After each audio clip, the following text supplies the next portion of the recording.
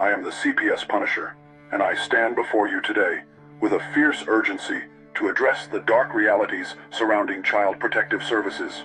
I would like to let you know that Monday through Friday I host a roundtable show at 8:30 p.m. Eastern, which is in the United States time zones. I say this only because we have teamed up with some very amazing allies across the Atlantic Ocean. They are true spectacles of word warriors standing shoulder to shoulder with us day and night.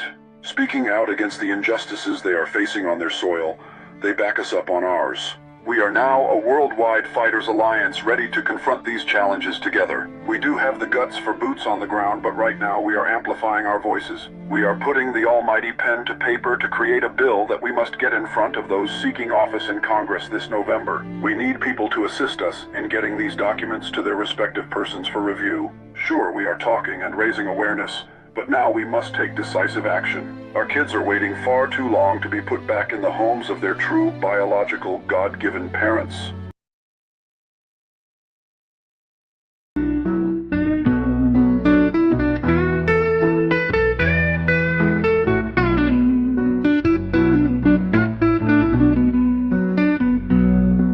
The stories of our families once told by the ones on front of the fire growing old, sharing light on the greatness they created. Everyone listening to every word, no hesitation. The pride you learned of the name you had, it taught you that you were something, never feel bad. You knew the trials and tribulations it took to make you. Your aunt, your uncle, you always knew who was who. Who was who. CPS, when they take the kids away, erase the heritage of the children they have gotten pay. These children don't know where they begin. They sure know the outcome, the end. CPS, you're destroying the family. You think you're making things better. These kids don't know who they are. They will never. In a blink of an eye you eliminate what's theirs to cherish. There is no imminent danger great enough to annihilate the name of a family and those that it consummate. How dare you take away such an honor for you to get a bonus and arise so much drama. Our kids, their lives erased away. Never will they know who paved the way. They are left empty to never hear the story, who their grandparent were, the sad times and the glory. CPS, walk away. CPS, not today. Please, we beg you, leave the kids alone. God bless you. How do you think you are, helping things out? You're causing more pain and agony, without a doubt.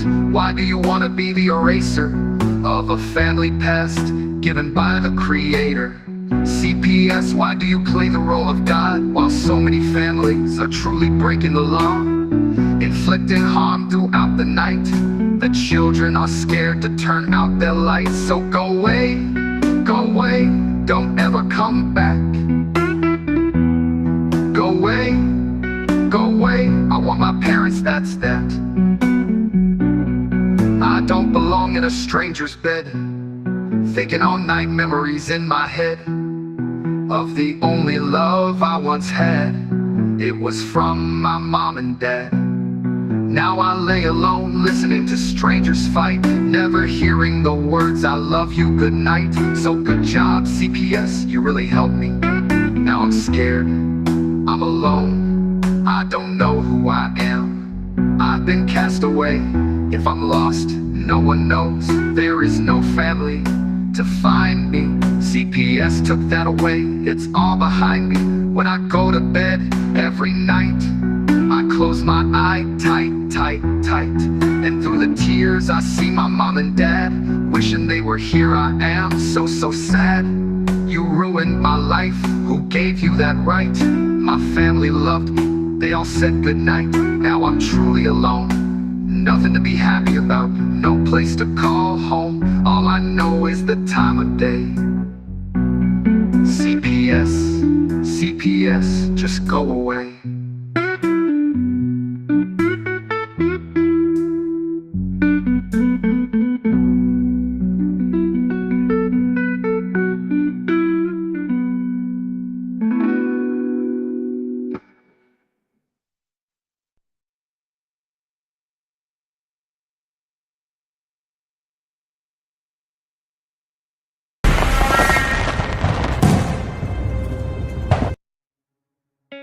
In the United States, CPS makes upwards of $3 billion per day on trafficking and selling our children. The corruption may start with the caseworker, but goes through the judicial system, passing the governor through the Senate and into the White House. The entire system has a hand in the business known as CPS. Our children are stolen every minute of a 24-hour day. They are being robbed of their innocence, their trust, their happiness. As parents, we are isolated and betrayed by a government we trust. States are balancing budgets on kids' lives. Only 12% of the kids taken will be reunified. Title IV funding is being riveted with fraud.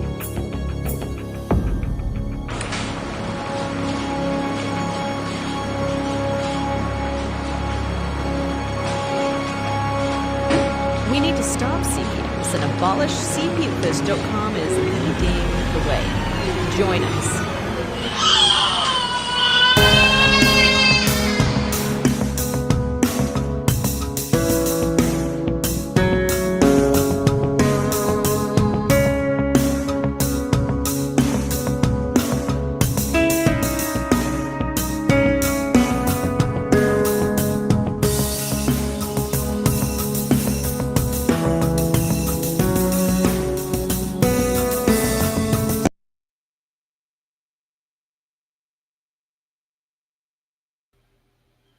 All right, everybody. Welcome to CPS Victims Hunting Justice. I am your host, the CPS Punisher, and I feel like we might have a Monday flaw here in a second. So, Vinny, prepare yourself for that. And Josie, you too. I might have to go away for a second, as the song just said, because it seems like my computer may or may not freeze. But if it doesn't, as usual, we have the chats right here. Right here.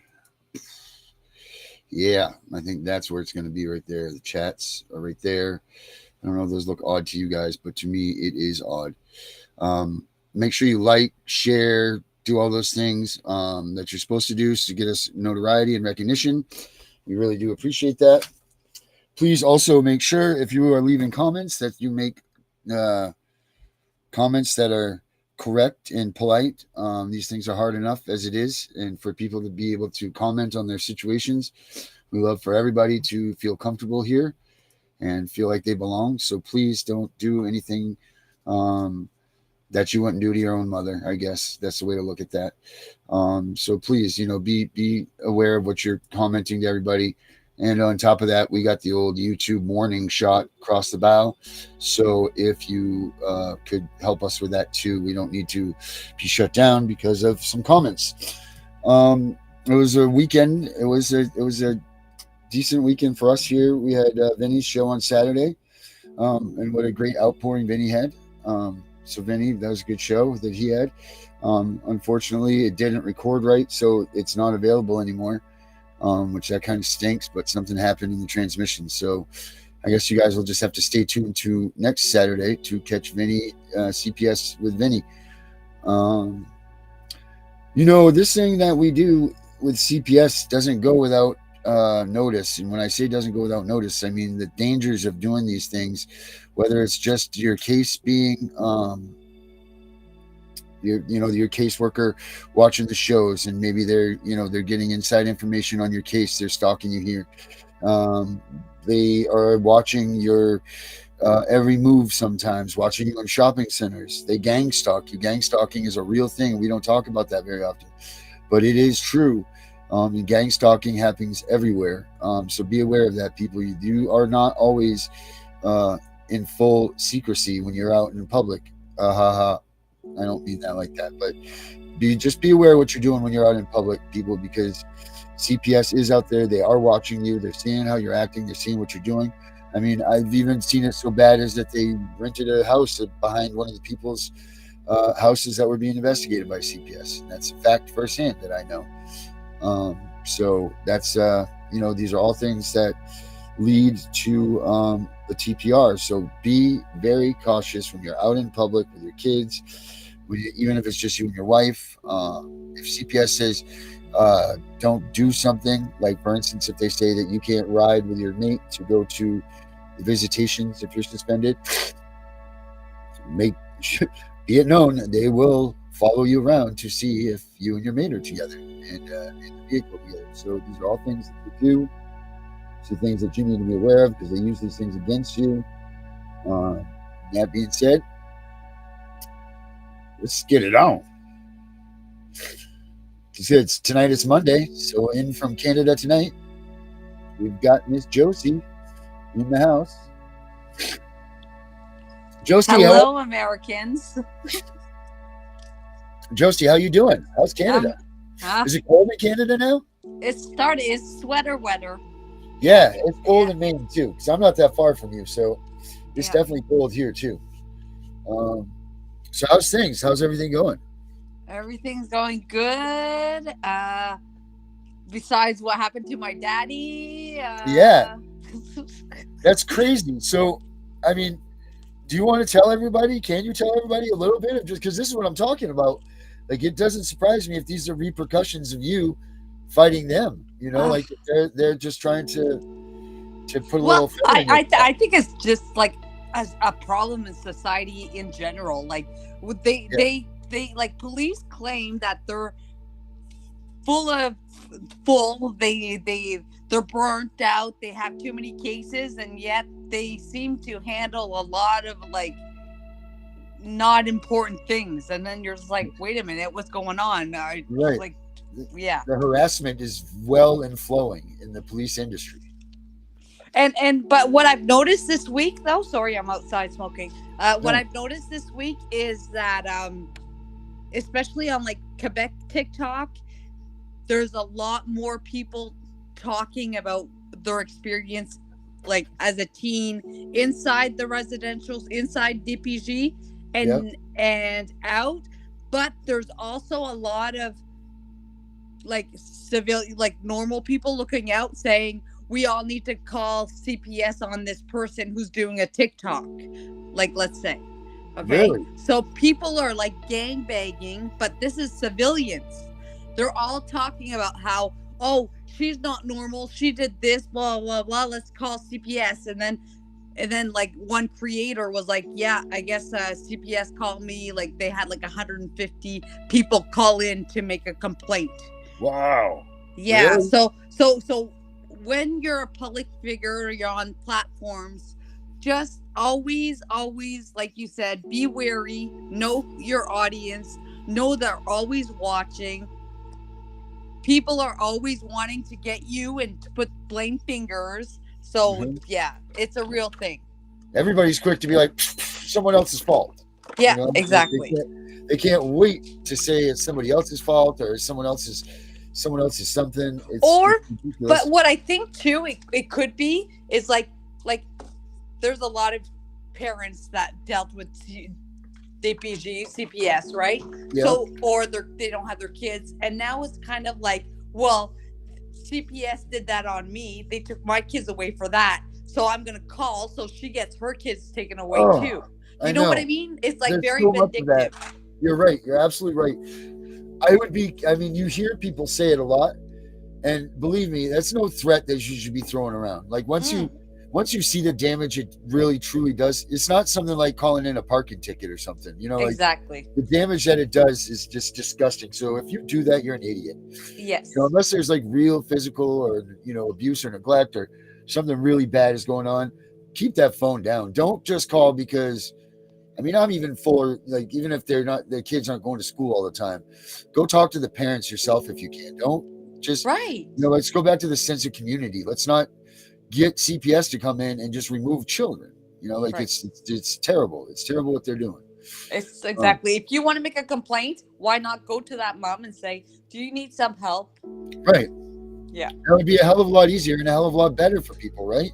You're a little bit stressed out. Let me take your kids to have a sleepover, give you a day off. You know, like, oh my God, what happened to community? Exactly. Right. Even if you started a little collection amongst people in your town or whatever, and then if a family needs something, you know, like mom and dad need a minute or, you know, whatever it is, you have maybe a few $100s that you can help out and put them into a class or do something for them. Or if their rent's due or something, maybe everybody in their community should start doing things like that. Lay off of calling CPS and do it only as needed, not because, you know, when you call them, The only one thing that you can be sure of is that they're coming. If they get a phone call about them, they are coming, and that's the truth. I mean, Yeah. that's the only thing that they have to do by law. They have to answer and investigate every call they get, so they are coming. But like I see that you have like the school shooting in Georgia on there. Yeah. The like here in Canada there was another incident too. Did you hear about it?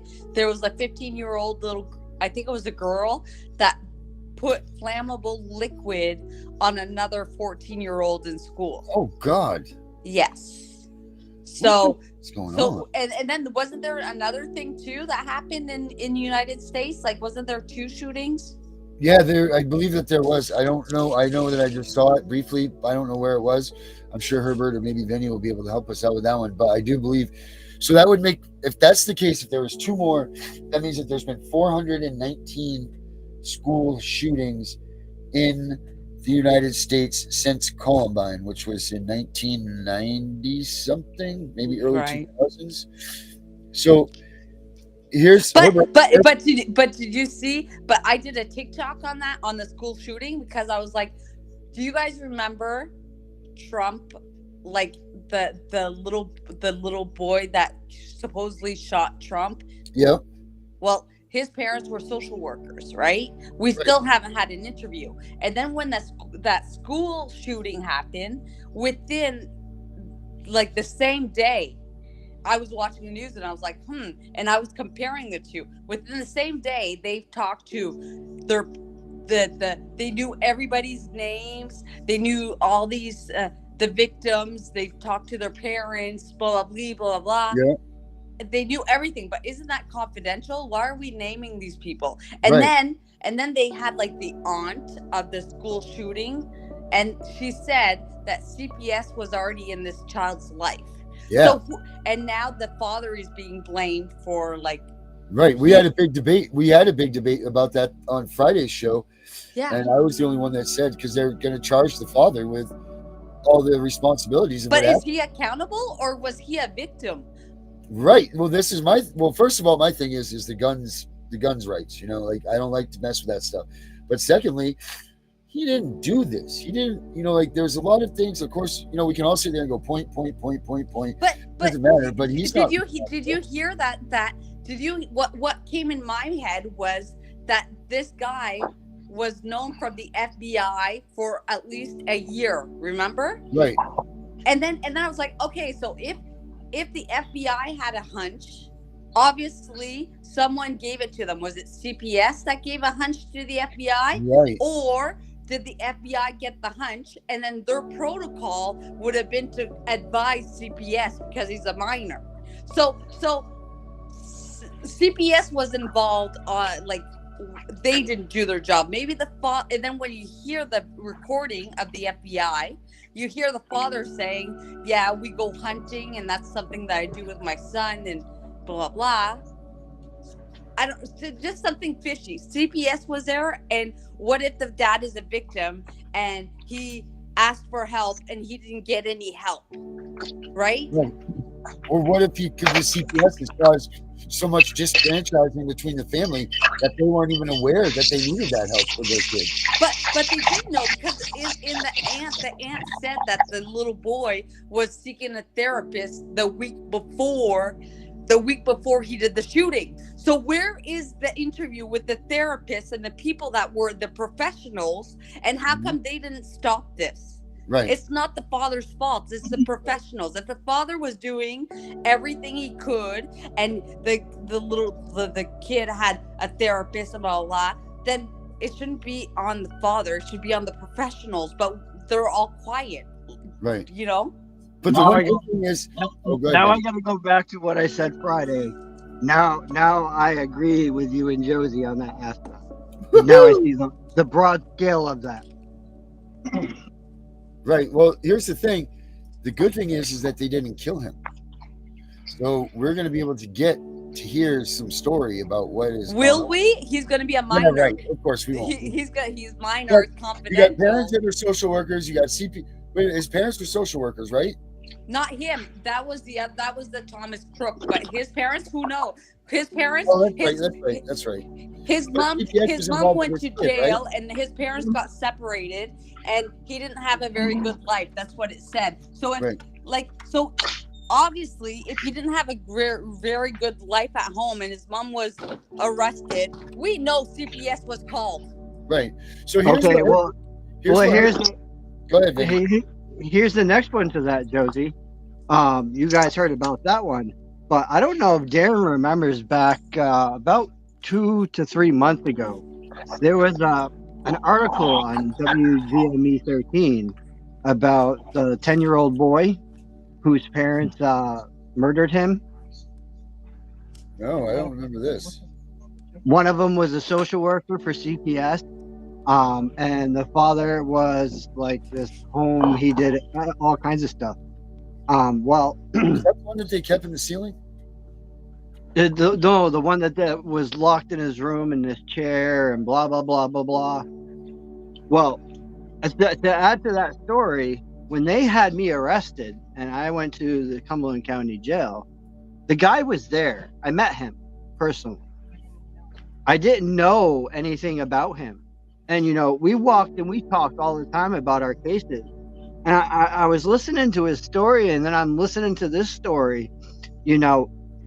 I'm kind of getting the bigger picture of what he was telling me, because now I'm seeing the full side of the corruption all the way around. It's not just, the cop, the DAs. I'm seeing the AGs now. I'm seeing CPS fully in this matter.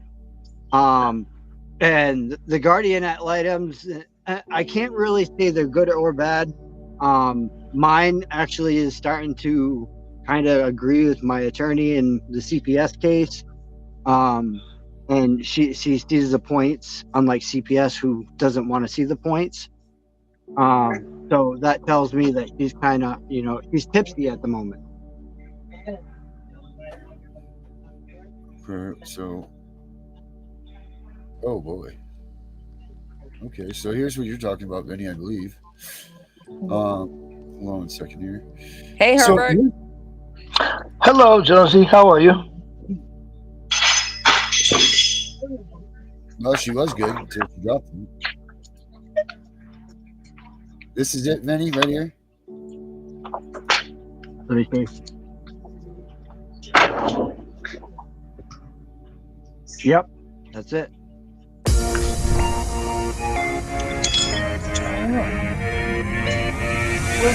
Neighbors in Bangor are expressing shock tonight after two parents and a grandparent are charged with murdering a 10-year-old boy. Police say on February 10th that child was brought to a hospital in Bangor with life-threatening injuries. The hospital called police and DHHS. Later that night, the boy died.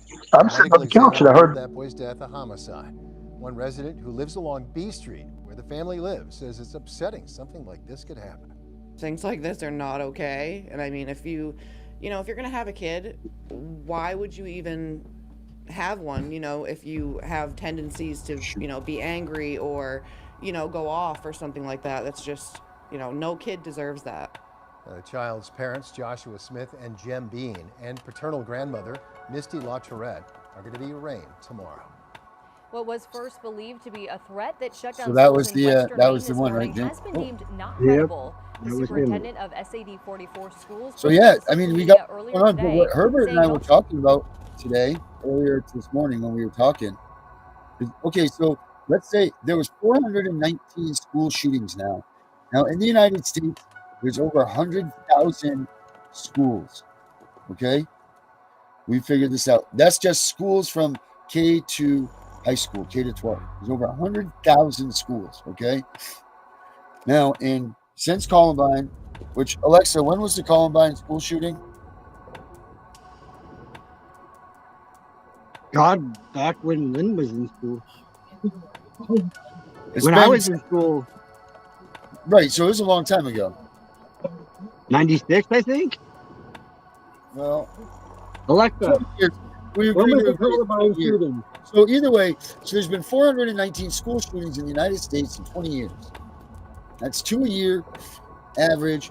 That's whatever. 1999, April 20th, 1999. We get outraged about this, but yet A child a minute is taken into custody by DHS in this country, and no one says a goddamn thing. There's a child a Bingo. minute getting kidnapped by our government every minute in this country, and no one's saying a word. But yet we have a school shooting, and I don't know how far we can go with this on YouTube to talk about it, so let's be careful.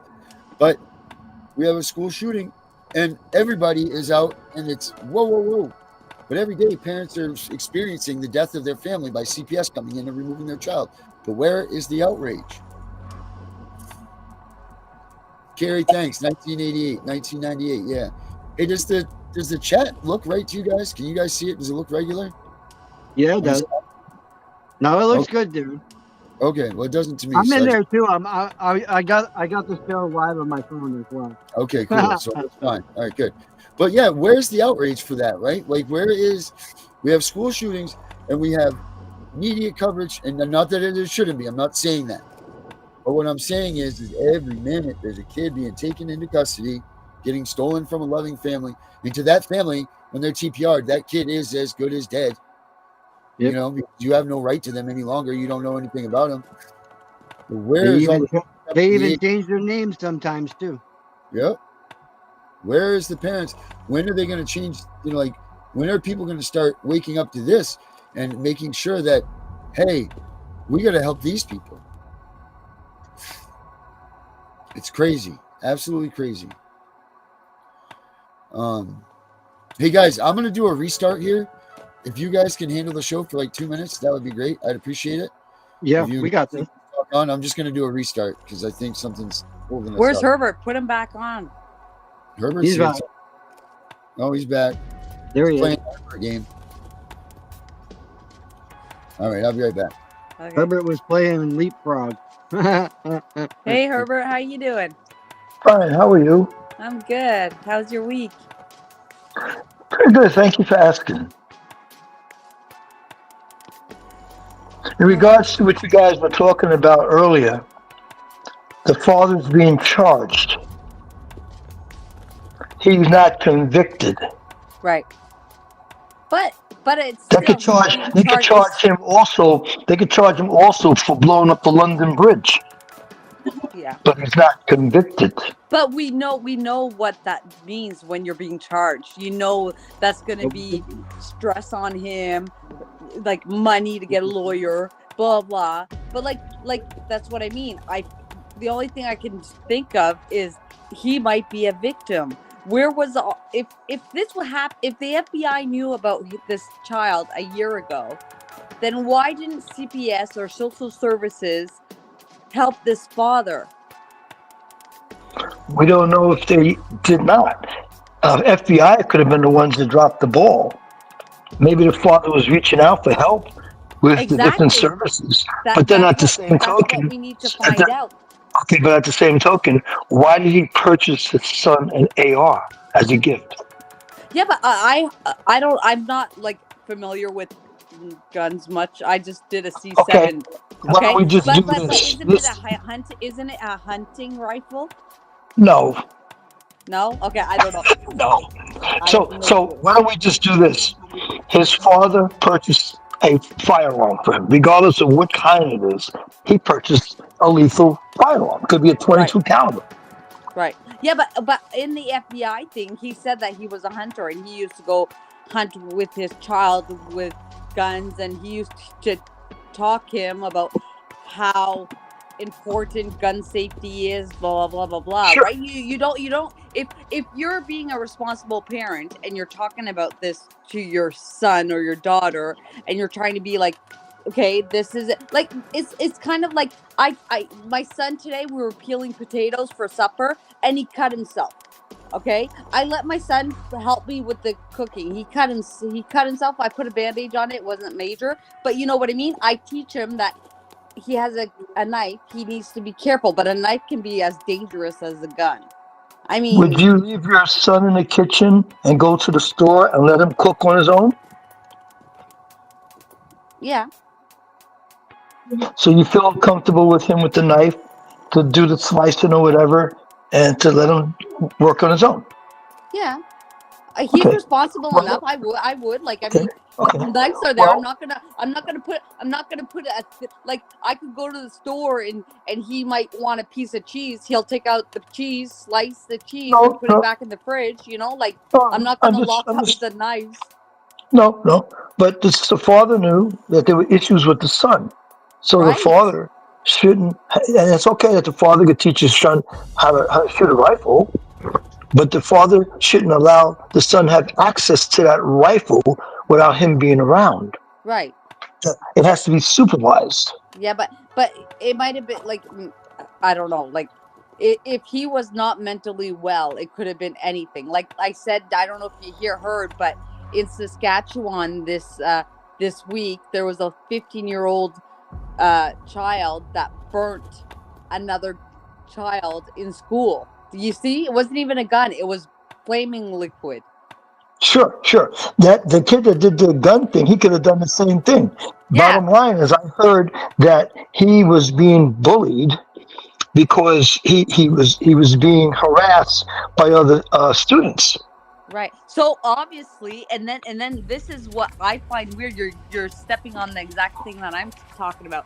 Remember how last year I said that all the schools were going to have a new complaint form, and now every complaint, CPS are going to be the ones that are going to take all those complaints and be the investigator. So this is like perfectly planning. So people think that the schools are going to be under control because CPS will come in and then they'll just snatch your child away because your child has development issues, they're violent, they're this, they're that.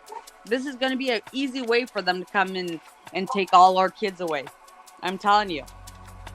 Yeah, and I think they should. If they're going to do that, they should take the bully kids away too, the ones who are bullying other kids. They will. They will. Because those are the instigators. Those other kids instigated that one child to take his AR-15 to school.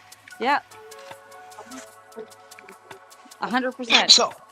So since the kid is underage and the parent is responsible, I used this scenario last week that if that kid had a baseball or rock and he threw it through somebody's window, the parents are responsible.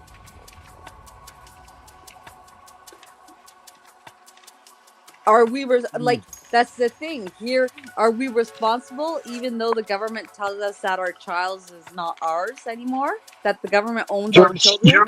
The way the government's set up, you're responsible for your underage child. The actions of your underage child, you're responsible.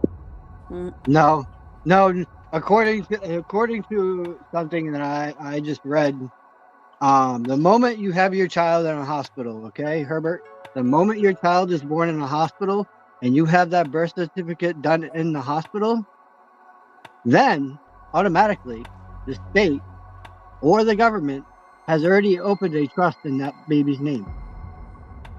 And this trust is building this entire time. And they pull from this trust. What do you think the extra money is funding from? It's the trust that they have in all these kids, especially us. They have trust on all of us. Every single one of them. Is the parent responsible for an underage child? In this case, no. I sure wanted to be, but they didn't want. Like, are we like? That's the thing. Where's the fine line, Naomi? My daughter was okay to be a mom, but they deemed her not responsible. If something would have happened, who's responsible then? Right. Like, who are you to? Who? How can you be sometimes responsible when something goes bad, but not always responsible? Like it's never. It's always like it's very like. It's always in between. Yep. Always on how they want to play, right? Like where it benefits them. In this case, the father purchased a firearm for his son. Well, why is it the father and not the mother? Oh, right. Very good. That's a very good question. Is the mother present in the family? I'm gonna elaborate on that, Herbert, for you, if you don't mind, Josie. Go ahead. Because I got something to say to that effect. Okay, so here today, okay? I'm going to put this out for instance, okay? I was told, and I have it in quote, if you want to see it, I already showed Darren, and Terry's seen it too. They agreed to my order that we just did for the Jeopardy. They agreed to the changes being made. They made the changes, took certain things out of there. They are allowing me to get my bail amendment done, but they're not allowing me to see my children. Where is the reunification in that, Herbert? Where is the due process in that, Herbert? This is even before a court, okay? Not it hasn't even gone to the hearing yet, and they're still denying me my visitation, which I never contracted with CPS. Not right now. When you were arrested, did they put a label on your head for the community? Okay, so they put they put a target on my back because they put me on the news. Right. So they put a target on your back, and they let the community know who you are and where you live. Right. Yep. Okay. They don't want you around children. Yeah. Anybody's children. They don't want you around any children. But and the worst part but is, your wife could be around the children and around your daughter. Am I correct? Yep. Yep. But because they labeled you, everybody knows where you live, who you are, and everything. And that, my friend, is slander and defamation of character to the public. Right. So you have to work on getting that straightened out. Mm-hmm. That's my next. You have to get the label. You have to get the label taken off. That's my next goal right there, because when I show that judge in the criminal case what has really expired, oh yeah, she's gonna shit broke. Yeah. No, he won't. Well, He knows. They have to take the label off. Everybody in your neighborhood, everybody in your community know who you are and where you live. Where a finding of a criminal investigation states, and I quote, "There is no more anything at this stage needed to process this information," meaning they did not find anything in a search by a search warrant, not a thing, no physical proof, no any of that. All this case is based on is hearsay evidence alone. That is it. I just want to change the subject for a quick second and address Carrie's statement. Carrie, yes, maybe he was thinking that teaching the kid to hunt or something would change the focus and be helpful. Maybe his information were along those lines. True. But the thing is, the kid was being bullied in school for being quote unquote homosexual. So the kid snapped. Oh, is that confirmed now? Is that confirmed? Yeah, I saw that. I saw that in the news. That other kids were bullying him constantly for being a homosexual. Yep. So even though his father was teaching him, come on, let's not even give this thing any more talk. If that's going to be the case, that you get a little hurt and you get a little broken, you can't handle yourself, you're going to go shoot up a school. Yes, because your mindset. Yes, Darren. Yes. People were called names. Yes, Darren. I grew up sometimes for being called fat. You know, I don't know what Vinny dealt with, and I'm sure Josie didn't deal with Trenton. But you know what? None of us did. None of us went and shot up a freaking school. Stop making excuses for these people. It's bullshit. No, but no. This is a Darren. This is a 14-year-old mind that's not developed to understand that to let it roll over your shoulder and forget about it. Okay, an adult will do that, but a 14-year-old child, hell no.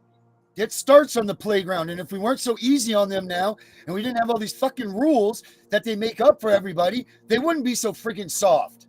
But not only that, Herbert, just think about it. So now it's confirmed that he might have been gay. Okay, like I don't know, I didn't hear that. No, it's not. It's not confirmed that he is gay. He's probably not gay. He was being teased. Okay, so what does a normal parent do in that situation when a child is being intimidated? Tell me. If the child lets his parents know, he may not even tell his parents that was happening. He Exactly. internalized it. So the parent, so imagine the parent is Yeah. being accused where he might not even know. But anyways, if he did know, a good parent would go to school and be like, "Hey, something's going on. My son's coming home. He's sad. He's telling me he's getting bullied. Blah blah." And then what does the school protocol do? What does the school protocol do? The school will look into it, but that's on the assumption that the kid went home and told his parents. And I'm going to say he probably did not. So how's his parents' fault then? They didn't even know. Right. But the parent is responsible for that child until that child is 18 years old. That's horse shit. You know what? That kid knew at age 14 that you don't kill people. But how do you make that like okay? So I agree with you. I would have taken responsibility of anything my children would do. I would 100% take responsibility for all their good. I take responsibility for all the bad. I take the responsibility. But what happens now if we have at 14 and they're allowed to transition and we can't say no? So who's responsible now? Like, see what I mean when they say it's our responsibility, but not when it comes to what they want? Like how do you make the sense of that, Herbert? You don't. Like Vinny said, there is no sense to it. So like you're responsible, but you're not responsible for them changing sex. Yeah. There is no sense. You can't. Vinny said it before. There's no sense to be made out of it. So then but the bottom line is the father is being charged. Once he gets his attorneys together, there'll probably be reductions in charges. But initially they charged him. You know as much as I do now, the father, what I heard was he's not with the mother anymore, blah blah blah. I heard he got evicted. He's probably poor. He probably doesn't have money. He's gonna get a legal aid type of lawyer who's gonna not help him, make him go to jail, and make him be responsible to show everybody to have fear of the justice system, because we're now responsible for our children, even though the past 2 years they're saying you're not responsible. If a child wants to do something, then he's allowed. He's allowed to take a gun, or he's allowed to have a sex change. To me, it's pretty much like the parents don't have a say. This is what I was trying to say the other day. How can you, this guy's going to go to jail now for these actions. However, if your kid had a gun and they called CPS, they would come and take that away from you as being the parent. So why is he responsible now when if you would have called CPS, they would have taken the kid away because the parent wasn't responsible? You know, like it's a wishy-washy thing. Like they weren't good enough to be a parent, but now they can be a parent because they're going to get a penalty to pay. You know, like how does I think that if the father didn't purchase that firearm for the son, and the son obtained it through the black market or something, and the father was not aware of it, I don't think the father would be in the picture as much. I really do. I really think if the son went out, purchased it on his own, his father didn't know anything about it, they wouldn't be harping on the father as much. Wouldn't that be irresponsible though? No, the father doesn't know. The father doesn't know that the son purchased the firearm. This is what I'm saying. So your son is so secretive that you don't even know he's bringing guns into your house? That's not good parenting. Yeah. No. But for the sake of the father, he had no idea. I'm making this up. He had no idea that his son went out and purchased a firearm. So I'm saying that the authorities wouldn't be so much on the father because the son, unbeknownst to the father, went out and purchased a firearm. But the fact that the father admitted, oh, I bought that for him as a gift, that puts the father in the picture. My dad bought me guns. We went out to the shooting range. We shot out there. We went out in the woods. We fired guns out in the woods. We did all this stuff. We came home. We locked up the guns. We put them in a safe, and we moved on with our day. Never, ever, ever. That's not what happened. That's not what happened in this case. No, this kid took his gift that his father bought him, and went and shot kids in a school. How much time is being spent on this? On what? This conversation. We could end it. Let's go on to something else. Because how many kids in this country are being kidnapped by CPS every day? More kids. Right. Than there are shootings in schools. by far, we figured out, right? Sure. So how do we turn this to be what the outrage needs to be? Not that a school shooting shouldn't be, but how do we make this the outrage so people pay attention to this stuff? I think Because people the outrage should be the accountability on the professionals that were in this child's life and how incompetent they are, and how do normal people think that if they're so incompetent of not ending a shooting in schools, knowing that this child had mental problems, then how can we let our children with these incompetent fucking people? That should be the focus, is on how incompetent these people are. Like these professionals are. Right, because they can't see a child isn't suffering and giving them help. Then how can they steal our children and we think that they're going to give them help? Like, come on. That should be the they don't like it. I gotta agree with that, Josie, because you know what, I speak out a lot, and I've done it for a while. Since the start of this case, like I was posting all up everywhere I could about my story and everything that was going on. But now that I'm able to like talk about my story and get it out there, like I realize through all of this, like how corrupt and how bad these people really are, because they're everywhere. I mean, I'm pretty sure one of them was in my store where I work. Guaranteed last week showed up. Guaranteed they didn't see me, but I saw them. But people need to realize that these professionals are just human like us. Right. You know what I mean? They're so not these God. Professionals fuck up. They don't necessarily have mental health training. They don't know how to handle a child that's suffering. Like back in the days when I had Naomi, the big thing was bulimia and self-harm and self-cutting. That was like the big trend. It wasn't changing sex, it was something else. But these professionals in children's aid didn't even have training on how to regulate these children's emotion and how to help these teenagers cope. But we're sending them there thinking that they're professionals, but they don't even have fucking these skills. With every therapy and everything that I did with Naomi, I was more qualified to help my own daughter than them. That's what people don't understand. Right, and you're sending them to go to school and be okay. It's like a extravagant babysitter, you think, you know, like they're going there to learn, they're going there, but inside schools they're having sex, they're doing drugs. Their teachers and none of them have any control of their schools. They do not.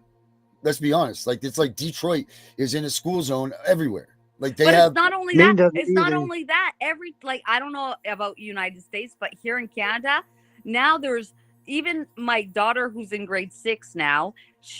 My daughter is very smart. Like she's extremely talented and very smart. But there's like 5 other kids that have these plans. Okay, so they're like slower and they have like teachers ed that help them and stuff. They're bringing down like these people that are normal, let's say. I don't know what the politically right term is, but they're like, that's the problem. These teachers are there to teach. They're not here to follow a plan that some professional said you need to do for my child and not teach, you know. So these other children are like bored out of their mind because they have to wait for the teacher to help these other 5 kids before going on to something else, right? That's Could I just break in? Could I just break in and comment on Ashley's what she put down? Ashley, yes, he's 14 years old. He should be responsible, but he's not mature enough to really know right from wrong. He's responding to his immediate feelings of that moment in time. He's not experiencing that as an adult. How long did he have to think about this? Huh? What are you talking about? He went to school. He had to wake up, determine that he was going to go to school, bring a gun with him, pack the ammunition in the gun, put the gun in his bag, figure out how he was going to sneak into the school, get into the school with the gun, get it out of his backpack without being caught, find the classroom he has to go to. There's a lot of steps that he had to take, which tells me that's just not an in the moment thing. This kid was pre-planning this. That means it was nobody's fault but his, man. Yeah, this kid was pre-planning this. Probably months in advance. It was building up and building up and building up, and he's being teased and teased and teased, and it's building up, and finally he decided to do it. But And I'm just no saying professional that saw this. No professional saw this. Bullshit. the Bullshit. person the person that did experience and knew something was going on with his son was the father. He didn't know anything was going on. I thought. No, I thought the father. This is how they can't. But the Herbert, father did mention when he was in the other school. Remember, this is the second school, you guys. He was in one other school. He was having problems over there. Then he put him in another school. Herbert, every school nowadays, they have a security camera in every single hall across the states nowadays. They have key code locks that require a special code from that card to get in their doors. So some of them have metal detectors. So he pre-planned this fully himself, which means he is then now responsible for his own actions. Yeah, he did pre-plan this, but according to the law, he's a juvenile. He's underage, so therefore he's under the responsibility of his parents. Now, is there a rule? Okay. Is there a law that says that? Because I'm going to ask you, Darren. If that's going to be the law, CPS cannot take your fucking kids. Period. Darren, I want you to ask Siri or whoever you talk to in there. Ask that thing. What age? Ask your thing. What age? I'm trying to put my brain together here. At what point is a parent responsible for their children? To what age? All right. Now, Darren, I'm going to answer this question 14. right now. In CPS, 14, because 14 you know what? Is the age. 14. Because you know why? A girl can go get contraceptives. Blah blah. Even 12, I think you can do it in yourself. Like you don't need your parents' permission. No, what's the response? No, I want to know what's the response. What's the responsible? That's Canada, but in the States, what's the responsible age that a parent is still responsible for their child? 12 and 14. You know why? Because that they the parent say is responsible. No. They say at 14, a child can answer for herself. Yep. You know that first. So that's it. I know what do you call that? Siri? Is it Siri you speak to, Darren? Alexa. Who do you speak to, Darren? Alexa. At what age does a child become responsible for themselves? I'm not quite sure how to help you with that. Alexa, at what age is a parent responsible for their child until? In most cases, parents are legally responsible for their child until the age of 16. After this age, the child is generally considered mature enough to take care of themselves and make their own decisions. However, it is important to note that parental responsibility does not necessarily mean constant supervision. Parents are encouraged to continue supporting and guiding their children as they transition into adulthood. Well, there's that. So ask them at what age can a child transition? Alexa, at what age does a child start to transition to an adult? From newstoryschools.com. At the age of 18 to 23, your child will be seen as an adult, legally able to make his or her own decisions. Alexa, at what age is a child become responsible enough to have a gun? I don't know the smoking age of Dover, New Hampshire. but can you imagine? Like I started babysitting. I had my babysitter's course when I was like 12. I was responsible for other little kids. Yeah. Are you going to tell me that a 14-year-old can't babysit? So there you go, Joe. Good one. Alexa, at what age can a child start babysitting other children? According to an Alexa Answers contributor, that really depends on the age and maturity of the child. However, most people would probably say age 13 is an appropriate age to start babysitting. 13, you can start babysitting, it says. Most people will say that's appropriate age. Yep. So, and I know this, I know that at the age of 13, that these kids can go to these sanctuary states and not tell their parents and get addictomy surgery and get TPR'd from their parents in that other state and get put into a foster home without their parents knowing. So I would say 13 is the magic number. Hell with 14, let's go to 13. Either way, kids know if the morals are taught to children the way that they're supposed to be, and parents didn't have to hide in fear of their kids being taken from them. If we didn't have to waste our time teaching our kids to not talk to CPS and teach them the difference between right and wrong and good and bad and all of that stuff like we were supposed to, like we were taught, we wouldn't have to worry about this shit happening. But life is so crazy now with everybody getting into everybody's business. Parents worrying about if they spank their kid in public, that their kids are going to be taken from them, or if they raise their voice to them, they're going to be taken from them, or if they scold them, they're going to be taken from them. I mean, this is what we're wasting our time on. Instead of teaching them what's right and wrong, we're teaching them how to hide from these people. And then now all of a sudden it's an action of being deceptive and all of this shit. This is ridiculous. This is what this is all about. It's about passing the blame and not giving responsibilities where they're supposed to be, because no one is doing that anymore. So there are less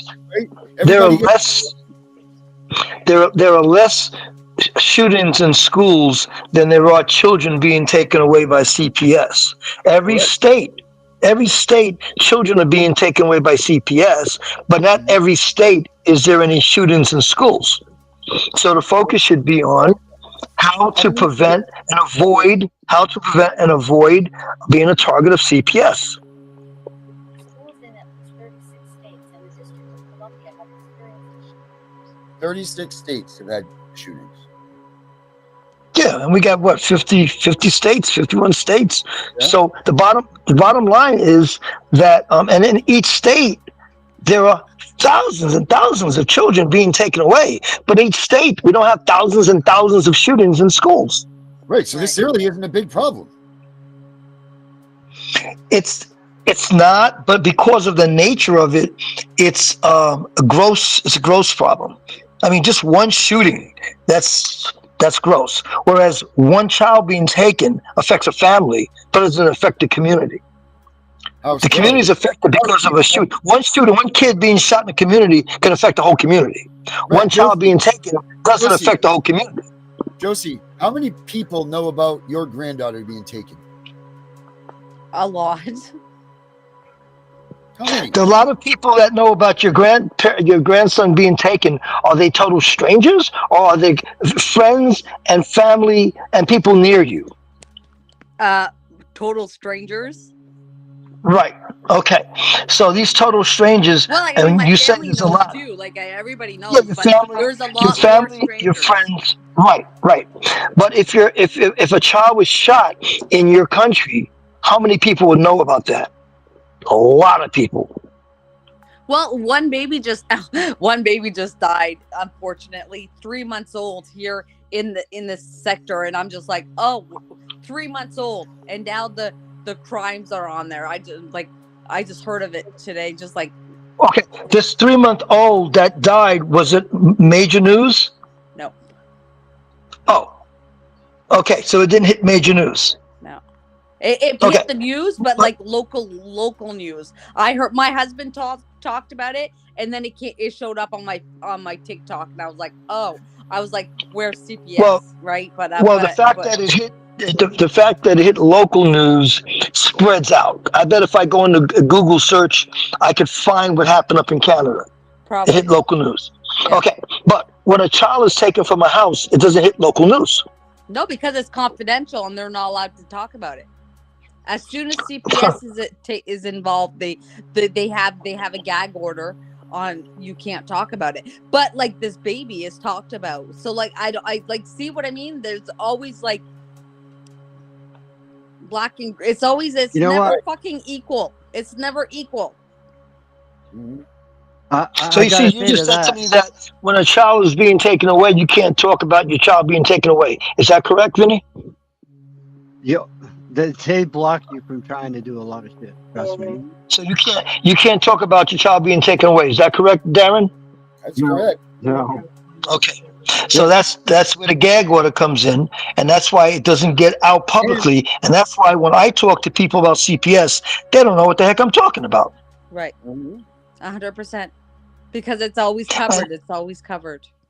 That's right. So that's why it's hard to make a big deal about it the way they can make a big deal about a school shooting. Yeah. And then here's the funny part about it is you don't even know that you got a gag order on you. That's even how more corrupt they are. They're not even allowed to ever talk about it over there. Arjuna will tell us that. And she's right here. She's chiming in. I wish Durham was here. They're not allowed to even speak about their cases.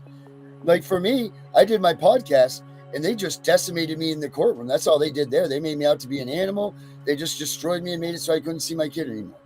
And all I was doing was telling the truth. I First Amendment rights.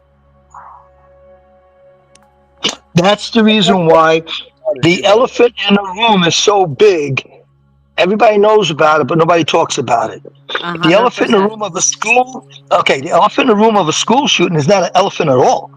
I mean, any shooting, any school in any state, we're going to hear about it immediately on the news. Immediately. So then I'm gonna quote one of my friends today, Chris. She's dealing with a massive case herself. Well, I'm gonna quote what she had to say today. We all, across every nation, need to unite under this cause, because if we don't, the next generation is going to pay for it too. We need change, and we need it now. You're absolutely right about that, Vinny, but there's not even going to be a next generation because they're all not the way we're going. No, genital mutilation. Yep, that's it. It's gone downhill very fast. See, even Ashley in the thing says I don't know where she's from, but this says, I know that visitation facilities are not allowed parents to take pictures in there anymore, and it's true. They don't want. See, you can't even take pictures of your child growing up, and they don't want you to take pictures while supervised visits. Like Hello? Oh my God, right. Sad. It's sad. I take pictures, but it's okay. We'll blast the pictures of these poor children running out of the schools, right, and the dead children that they left behind, and that's fine. We'll put that on the news, but we can't talk about the CPS stuff. No, that's my whole point. That's my whole point. Every time there's a shooting or whatever, you'll see everything going on. But when it comes to CPS stuff, I don't hear about it. I don't hear nothing. I watch the news often. I hear nothing about CPS. You'll get stuff about how a parent or a grandmother left their child and then CPS had to jump in. You'll get those stories. Yes. I get those stories, but I don't get stories. But you'll never get a story about how a foster parent or a foster or a facility done this wrong. You know, it's never them that are wrong, right? Like how many school shootings have children of CPS involved with them? Exactly. That's the question. I wonder how many of these kids are foster kids. Or how many of them are getting torn away from their families? I'm going to look that one up because you'll never find it. That's one more that you can add to the harm of removal. And this whole thing needs to be definitely re-examined and stop this immediately. Because we have statistics that show this is not working. It doesn't end up good at all for any persons. Look at our country, for Christ's sakes. Look at our country. Tent cities, homeless people, huge rate of this. Tent cities. You know why tent cities are around now? Because it's broken families that need a place to stay now. It's not any longer like the homeless guy that went to war and this stuff. No, it's mom and dad that just lost their shit because their kids were taken. They can't work. They can't function. They can't do anything because CPS came and took their kids. They shut off all their help. They shut off everything. They've lost their jobs because of what they made them do. They can't go out in public because they've been scorned of who they are and they lost their kids. They're emotionally and physically and everything else just desaturated and stuck. You know, you just aren't even a human being really anymore. You lose all your social skills. You don't dare to go out in public and talk about it because the only thing you can think of is whenever he goes, so how are you doing? Oh, do you want to know how the fuck I'm doing? Do you really want to know? No, you don't. So I'll just stay at home and I'll make sure I don't put myself in that situation. Right. Because I watched it's not something everyone's fault. and the person said exactly that. And I was like, oh, I didn't think about that. They said that homelessness creates mental problems, mental issues. And I was like, oh yeah, that's fucking totally makes sense. Yeah. You're homeless and then you create mental issues. Like, yeah, they're creating this. Like being homeless is what you just said it 100%. Mm-hmm. This is all being, I guarantee you, if you really investigated this stuff, all of this is being caused by CPS. And I was homeless. I know how it is. Mm-hmm. Exactly. The real people are never talked about. And why are they not talked about? The professionals in this child's life. Why are they not making an interview saying, oh yeah, well, this child had mental issues and he was on this drug and he was taking this and he was taking that. Maybe we need to realize what antidepressants this child was taking. Maybe that made him cause a fucking psycho and went crazy. You know what I mean? But that will be confidential. Nope. We won't tell them. Well, here's the kicker to that, Josie, because right here in the good state of corruption of Maine, they got a class action lawsuit going right now against CPS for providing psychotropic drugs to kids. Yep. It's a big lawsuit up here. And they probably all those kids come from substance abuse families too. Makes sense, right? Makes a lot of freaking sense. Yeah. Yep. And you know how many errors there are when these so-called professionals go and hand out pills to these, and they're all like pilled with names on it, but they still manage to fuck up sometimes the pills of these children. Yep. Well, let me be straight up honest with you.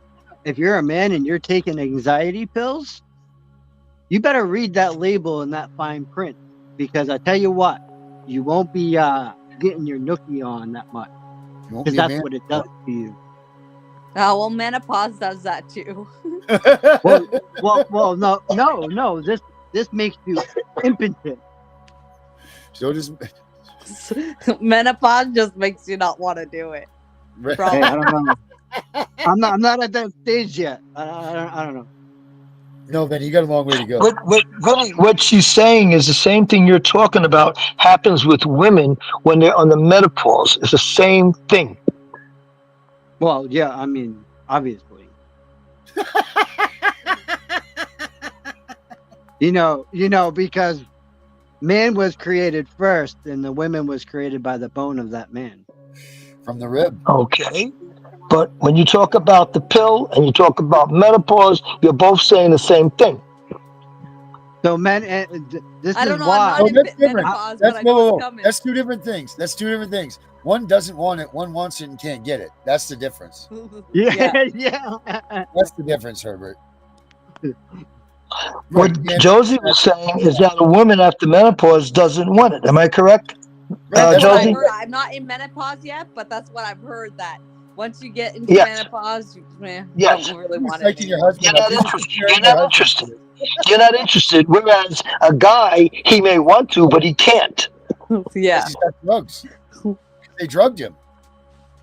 Yeah, because he wants to, but he can't. So you don't think that that's part of all this too? This whole system? Why are they giving you drugs that make it so you're impotent? Exactly, 100%. Guarantee you they can do that stuff without having that stuff in there, but we got to be careful with this.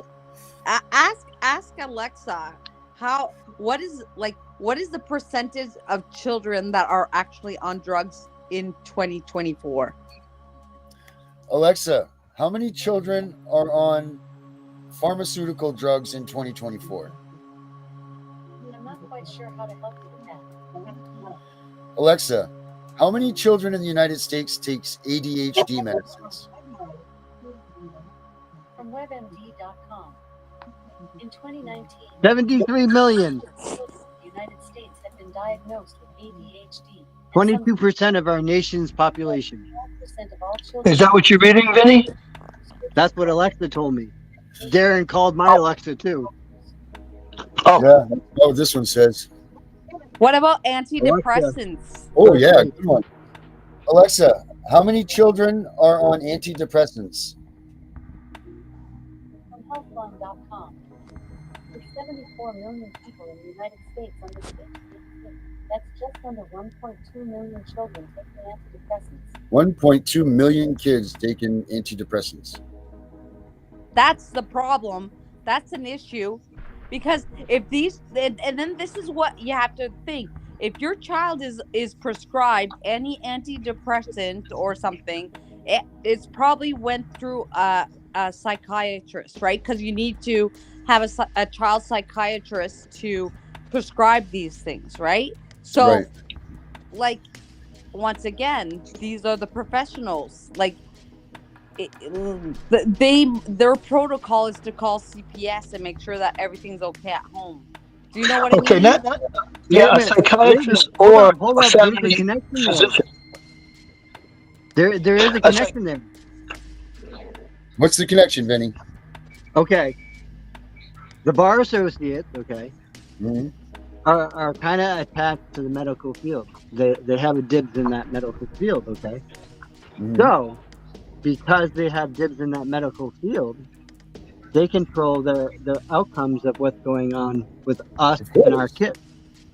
Of course. So then lies the school districts, then lies CPS, and then back up the chain again. Right. They're using these things to produce It's a the big outcome that they wheel. want. Exactly. It's all part of the system. Right. It's all the big wheel, man. It's all the big wheel. Caught on. Mm-hmm. All right, guys. Because how do these corporations make money? Well, they are in pharmaceutical. Mm-hmm. Hello? Mm-hmm. That's right, Brenda. Just like in prisons where they do that same thing. All right, guys. Let's do some last words here. I think we're getting close to being the YouTube's going to pop us. So let's step out before they do, because we'll be suspended for a week. Last words. Start with you, Vinny. Well, keep fighting. Never give up. I'm learning how corrupt this system really is. So I urge you parents to take heed. Don't turn on your neighbor. Don't turn on your best friend. Don't turn on your family. Because once you turn them in, you're now become on CPS's radar. And that's where you don't want to be. Yeah. Good stuff, Vinny.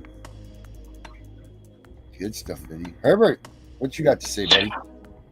Learn all the do's and don'ts about CPS so you can avoid being a target of CPS.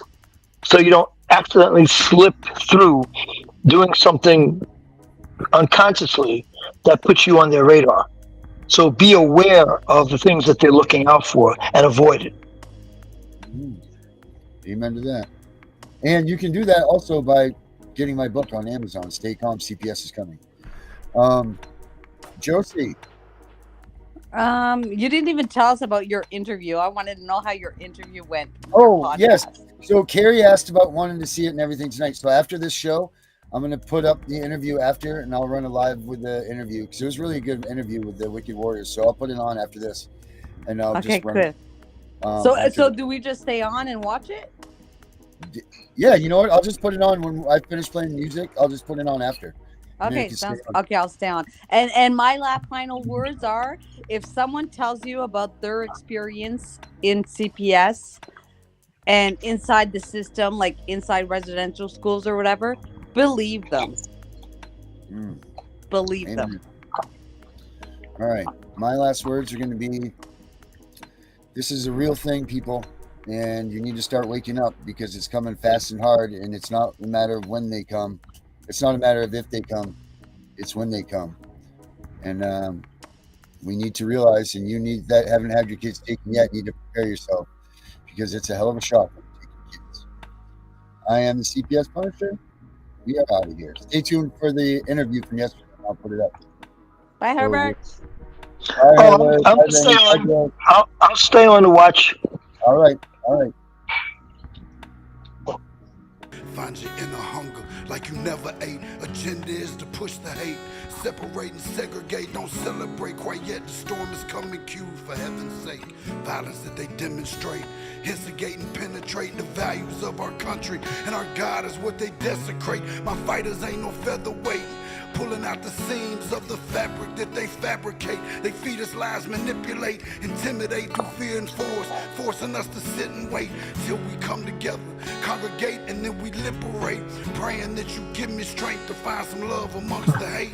Marching on the streets of blood till I see the golden gates. Troubadour, troubled souls, one of God's servants. Blades out, cut the grass till we see the serpents. One day I hope you see the truth. This puppet show, it stays on because of you fools. We've been dancing with the devil way too long. I know it's fun, but get ready to pay your dues. Oh God, come back home. This crazy world is filled with liars and abusers. We need you now before we're too far gone. I hope one day they finally see the truth. God, we need you now. I know the truth is hard to swallow, just digest it. Suspected something's going on, chosen just neglected, deflected by some breaking news. Oh, we just accept it, expected just to fall in line and follow their perspective. Don't question their objectives, but I got a lot of questions. How these kids molested, but nobody's been arrested. Read it in the Testament, these children are protected. So I'm fighting all these terrorists, both foreign and domestic. Refuse to be directed, lying not a sheep. Only kneel to my God, so I'm dying on my feet. Silence when we speak, but there's violence in the street. I've been rolling with the punches, I can't take it on the cheap. Nah, drink from a glass half full, I'm optimistic. People are sadistic, so vicious and malicious.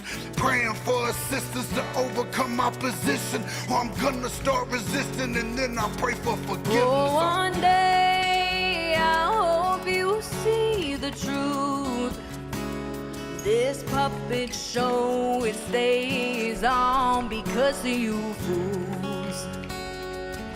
We've been dancing with the devil way too long. I know it's fun, but get ready to pay your dues. Oh God, come back home. This crazy world is filled with liars and abusers. We need you now before we're too far gone. I hope one day they finally see the truth. God, we need you now. We need you now. Oh, we need you now.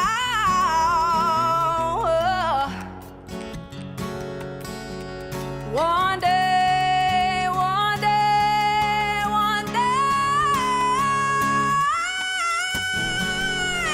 I hope you see the truth. This puppet show, it stays on because of you fools. We've been dancing with the devil way too long. I know it's fun, but get ready to pay your dues. Oh God, come back home. This crazy world is filled with liars and abusers. We need you now before we're one day they finally see the truth. God, we need you now.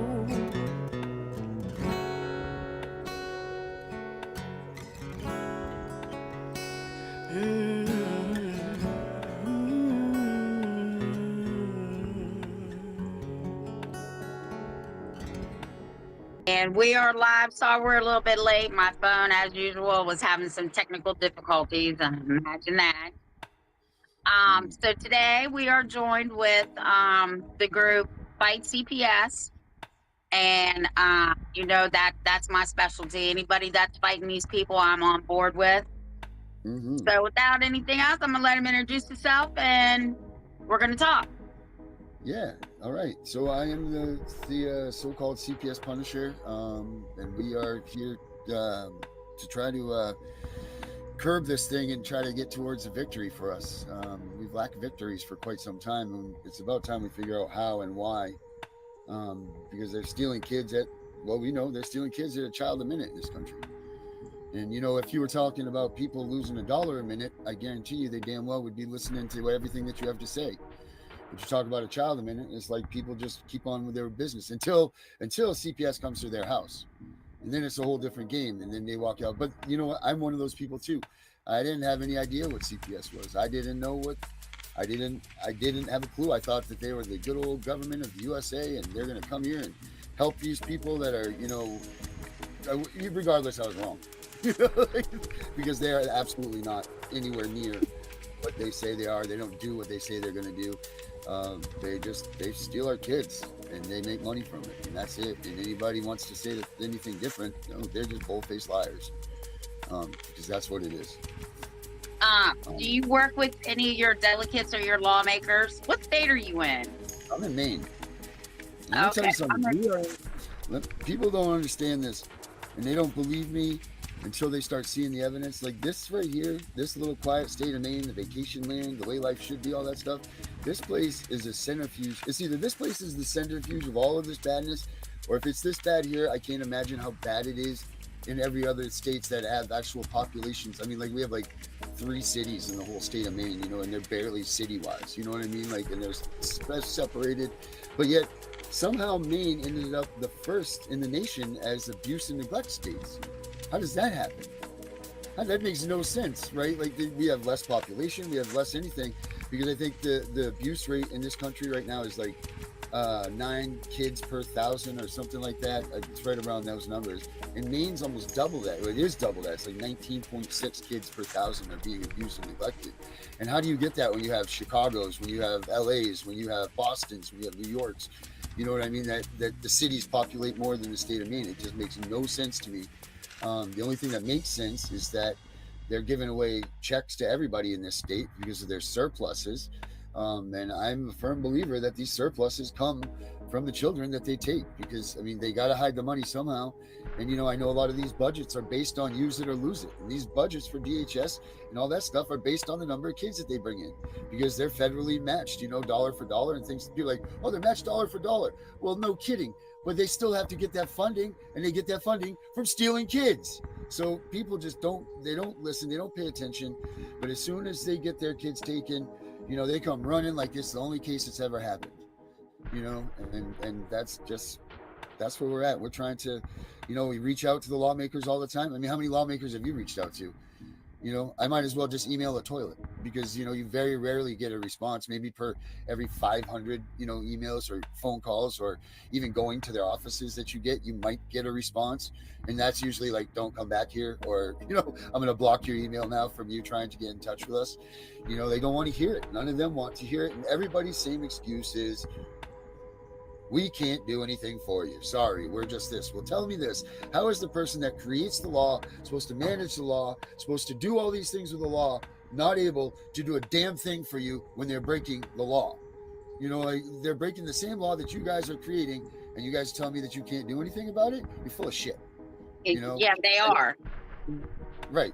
So, and people need to start I don't know if it's I mean, how do you even trust an election anymore with all the crap that goes on there? Because, I'd like to say, get out there and vote, guys, because we're going to make a difference. But damn well, they're just going to curb that too. I mean, you got to keep America, and you got to keep the American idea and the dream and all that stuff alive. But how you do it when it's so just convoluted with crap, like people that don't care. I mean, the number one thing in this country that this country is supposed to be taking care of is the youth and the children. And we just spitting them away. Where are these missing kids? Where do they go? Everyone's always like, oh, well, we have this many kids doing this, that, and this. Okay, well, where are they? Because they don't stop coming. Okay, great. You adopted 40,000 this year, but you took 330,000. So where's the 290,000? And then you got a fresh crop of another 400,000 coming in next year. So you keep taking 40,000 away. Well, we're approaching 1 million every 3 years. Where are those kids? I don't know. They lose track. You just saw those things with the committee for the people in the immigration stuff, where they came across, they're like missing 85,000 kids. And those are people that have immigrated to this country. You know what I mean? So holy Christ, can you imagine what it must be like for the people that are been here? They don't even pay attention to anything. This stuff's right in front of their face. At least it's making the news. You don't see any of this CPS stuff making the news. I'm turned into a tinfoil hat wearing quack. Oh, this guy, he's just, let's go search him. Let's go. He's got drugs. They're on stuff. They're this, they're that. No, you stole my freaking kid, and I'm pissed. And I'm trying to get people to follow me to do something. I don't even know what it is anymore. I thought this was going to be an easy thing. I really did. I thought this was going to be easy to get a bunch of people behind you. Everybody loves kids. You do this, and that's why the videos I play. They're not. I try to hit home. Be like, Jesus, your stuff's so dark. Well, it's not nice. They rip your freaking kid out of your family. They tear families apart. Tent cities are popping up everywhere. Why? Bet you if you interview most of them, 60 to 70% of those people have been affected by CPS. They probably all had nice homes before that.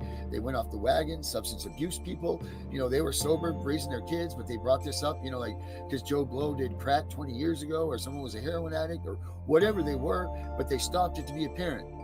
But then CPS gets a hold of this stuff and they rehash it. What do you expect? If anybody knows anything about, Jesus Christ, what's the word? Addiction. Yeah, but about addiction, but about, my God, why can't I think of it? When you get better. What do they call it when you get better? Sobriety. Yeah, sobriety. But if they know about recovery, there it is. There's my word. There, yeah. I didn't dig deep for that one. But they know that, relapse is part of this whole progress, and they're using that against parents. So that's not even right. It's absolutely out of line. It's like they got you in check at every point of the game.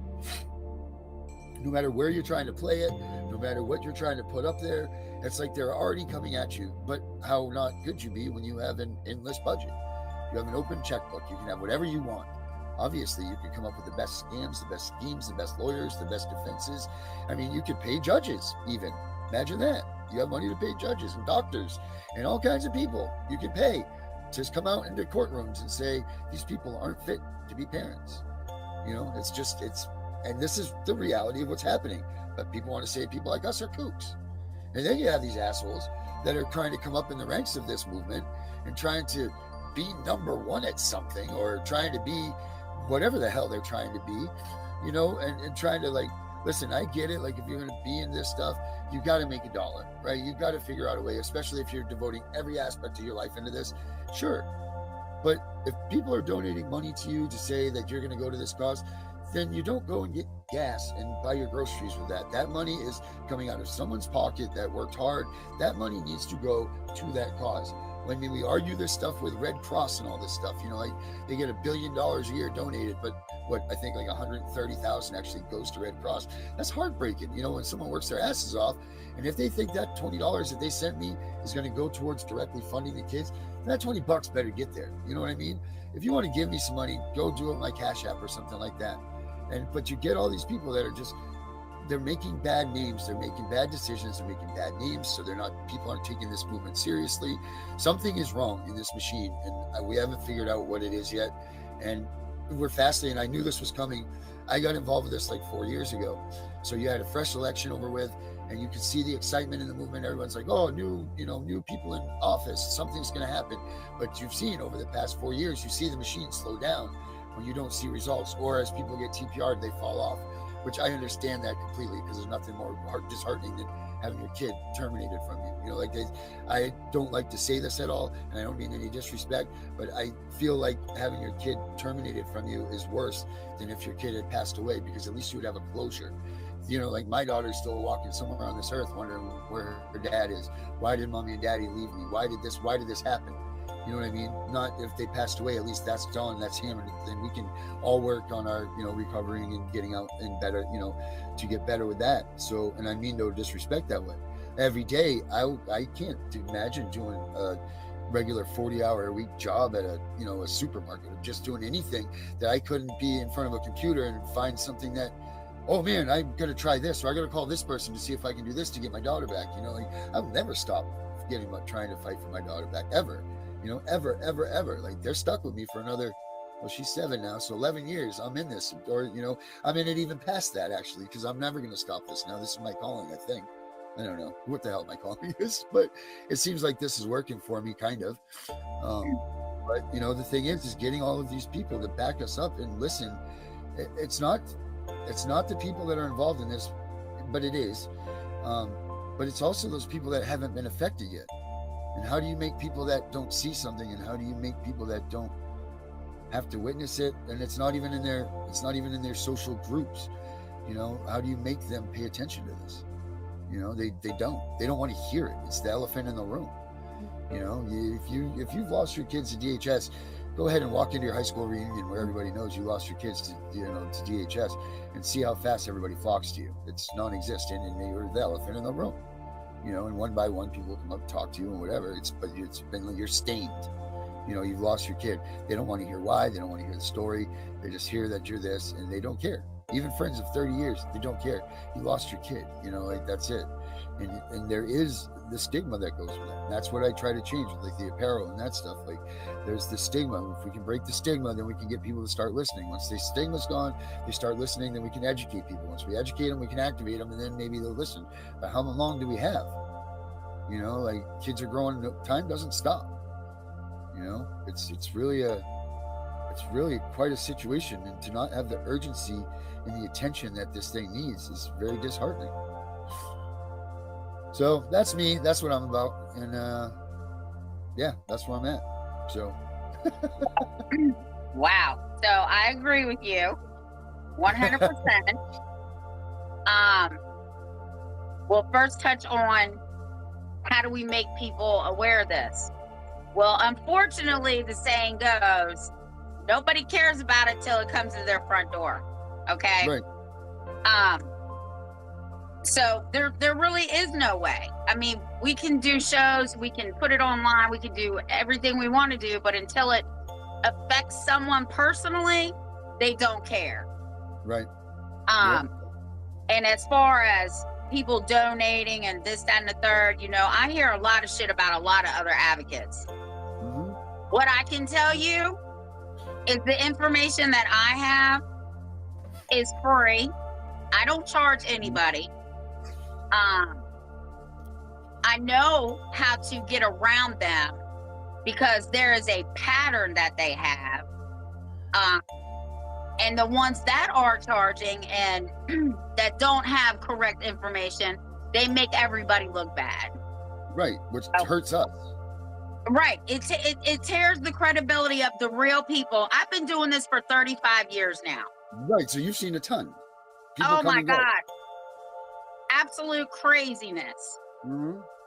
Now, I do work with my lawmakers. Mm-hmm. But see, here's the thing. I don't think they took me serious until I put my county on blast with their own body cam footage and beat their ass in court again in an administrative hearing. And then now they're like, oh shit, she really does know. Right, right. So until you make that mark, you get shunned away. Until you're going to become a thorn in their side, you're absolutely right. They can repel all the emails and phone calls and, you know, protests and all that stuff. That's nothing to them. You know, I mean, there's something to be said for how come you can talk about the president on the United States of America, blast his ass all over TV, and that's fine. But if you speak wrong about CPS on a national television network, not only do they lose they get fined, I believe it's somewhere $50,000 or $100,000, which that's tits to them. But they lose their sponsors for a day, and that hits them right in the pocket. But no other thing. They can talk about anything else. Don't you talk about CPS and have wrong information, because you're screwed then. And you shouldn't report anything wrong anyway. That's the other thing. You're playing with people's heartstrings here. You're playing with their hopes. Like, you better damn well do your research before you come out and say something, and make sure what you're talking about, you know. You know, especially this age of AI. People are just running shit on AI, and they're like, oh, my AI says this. Read about it. Look and open up that thing that has pages inside of it with paper and ink on it that have stood the test of time, and make sure that that stuff's right before you go giving that information to these other people, because they're depending on this information. They're depending on people to help you. I mean, there's not a lot of help out here in this movement. There, you know what I mean? There is and there isn't, I guess. There's a way to say. There's a ton of people that are gung-ho. I'm going to help you write your documents. Let's go. Woo! And you call them tomorrow, and they're nowhere to be found. And you never talk to them again. You know, there's 1,000 Facebook Messenger groups, and everybody's beating the same drum. But nobody's, and the thing is, and so this is a great question for you. Like, you've seen 35 years. Like, I've had people on my show that have been in for 20 years, and my argument is when they get hot and heavy with me about that, I'm like, well, you've been in for 20 years, nothing's changed. So what do you know? You know, like, we've got to try different things. But what have you seen, Tiff, that has worked? What does work? Well, there's a couple things that work. Now, up until 2021, unless you knew me personally or had a friend that knew me, or somebody had to know me in order for me to help, right? Because my biggest thing was being charged with some kind of crime. But when they came for my daughter and my grandson, now I'm the type of person, I don't bend, I don't break, I don't concede. You can do whatever you want to do to me, but you start coming for my kids and my grandkids, we got a problem. That's when I finally told him who I was. So there's a couple things that work. But I don't want to talk about those on air because they could be watching. You don't want to let the secrets out, right? But I will tell you that they can't figure out how I'm getting these kids out of foster care. And it's so easy because it was like second nature to me, right? At one point I hit myself and was like, I should have had a VA because that shit is so easy. Right. But they're stuck. They are so stuck on money. That's all they see, right? They don't see outside the box. It's not about money for me. What it is for me, it's not even about beating them. It's about getting a child placed either back in the home or with kin or fictive kin, and get them the hell out of that system so they can stop making money off these kids. Right, absolutely. That's what it's about for me. Yeah, just getting the kids. These kids are being turned into victims when they're already supposed to be being removed because they're the victims. Like, this isn't how you treat victims. Like, these kids should be put up at Disney World and made to feel special again. And because if there really was abuse and neglect that was so severe that it warranted imminent danger status, you know, then this kid was having a shitty life. They were in a bad spot, and they should be happy as hell that someone came in to grab them away. You don't see kids screaming, thank you, thank you, thank you. You see kids that are turning 18, they're looking for their parents, and they're horrified with the shit they've been put through, and this what they've done. You know, because once the checks comes, you better believe it, they don't care about your kids anymore. They don't give two shits. Once those checks are done, why do you think all these kids are missing? And the thing is they set up the perfect storm, because I don't know where my daughter is. You know, like, I don't know. I don't have a clue. How do I know to look for her if she's missing? I know she's missing for me, and I know what to do. But say something happened to her out of this. We would never know. We're not going to look for her. So this is how these kids just disappeared. They're gone. They're new people. We don't know. We don't know a thing about them, you know, other than what we know from the moment that they took them. And no one's going to look for them. I bet you they know damn well how many kids are missing.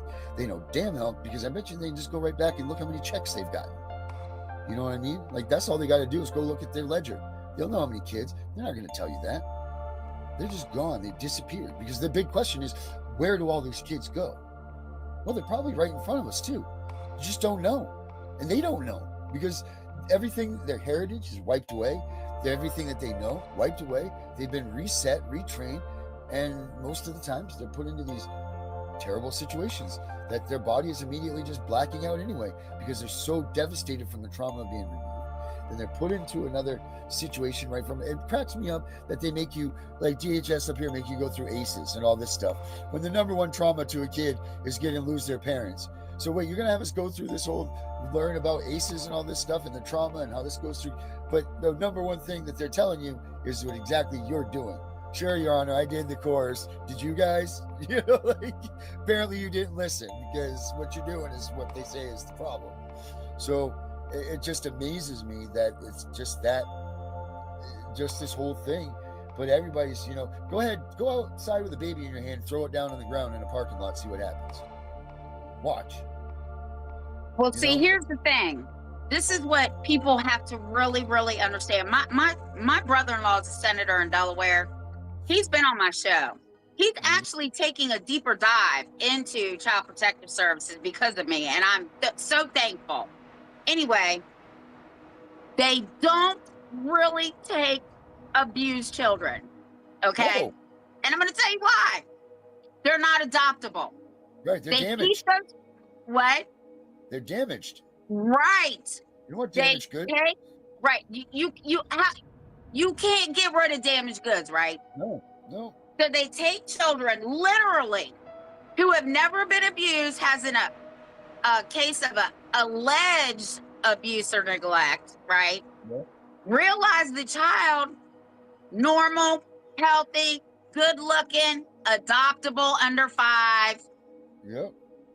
Terminate the parental rights because CPS, doesn't like the parents aren't doing something, doesn't like whatever the case may be, right? Right. Yeah. So I'm going to send you the website that I go on. But there's actually a study that has been done that says children, even if they are abused, fare so much better in the abused home because once they are removed, they are 600. Did you hear that? 600 more times to be sexually abused, physically abused, or murdered. Yeah. Well, it says in the Bible, and I say this all the time, it says, don't look at the book for examples, look to the animals. They'll tell you everything you need to know. What happens when a bird falls out of the nest? You go touch that, see what happens. Because, see, this is one thing that no one talks about either. Mothers have such an attachment with their kids that when they're detached from their kids, it's not easy to take them back because now another mother has touched these kids. They've mothered this child. So now the mother feels less adequate. They don't feel like they were good enough. They weren't, they have this problem, but no one talks about this. No one talks about the things. No one talks about the fathers being broken and never feeling again. I want my daughter home more than anything in this earth. When she comes home, freaking scared you'll be? How scared you'll be to even, bump into him, to make a move. Don't touch him. Don't do this. Don't do that. Because you're going to be afraid that someone's going to come and take him again. And how nervous they'll be. Are they even going to feel comfortable with you because they were taken from you? There's all of these things that they do. And in a whim of some stuck-up 23-year-old caseworker that just got out of college, and because you disrespected her because you were mad because they were taking your kids, she's going to decide that it's up to her to make sure that you never see your child again. You're going to ruin a person's, you're going to play God right now. You're going to make that decision, judge and jury, that this life is over because that's what they just took was a life. That kid will never again be the same. See, here in Virginia, I'm working with a lawmaker.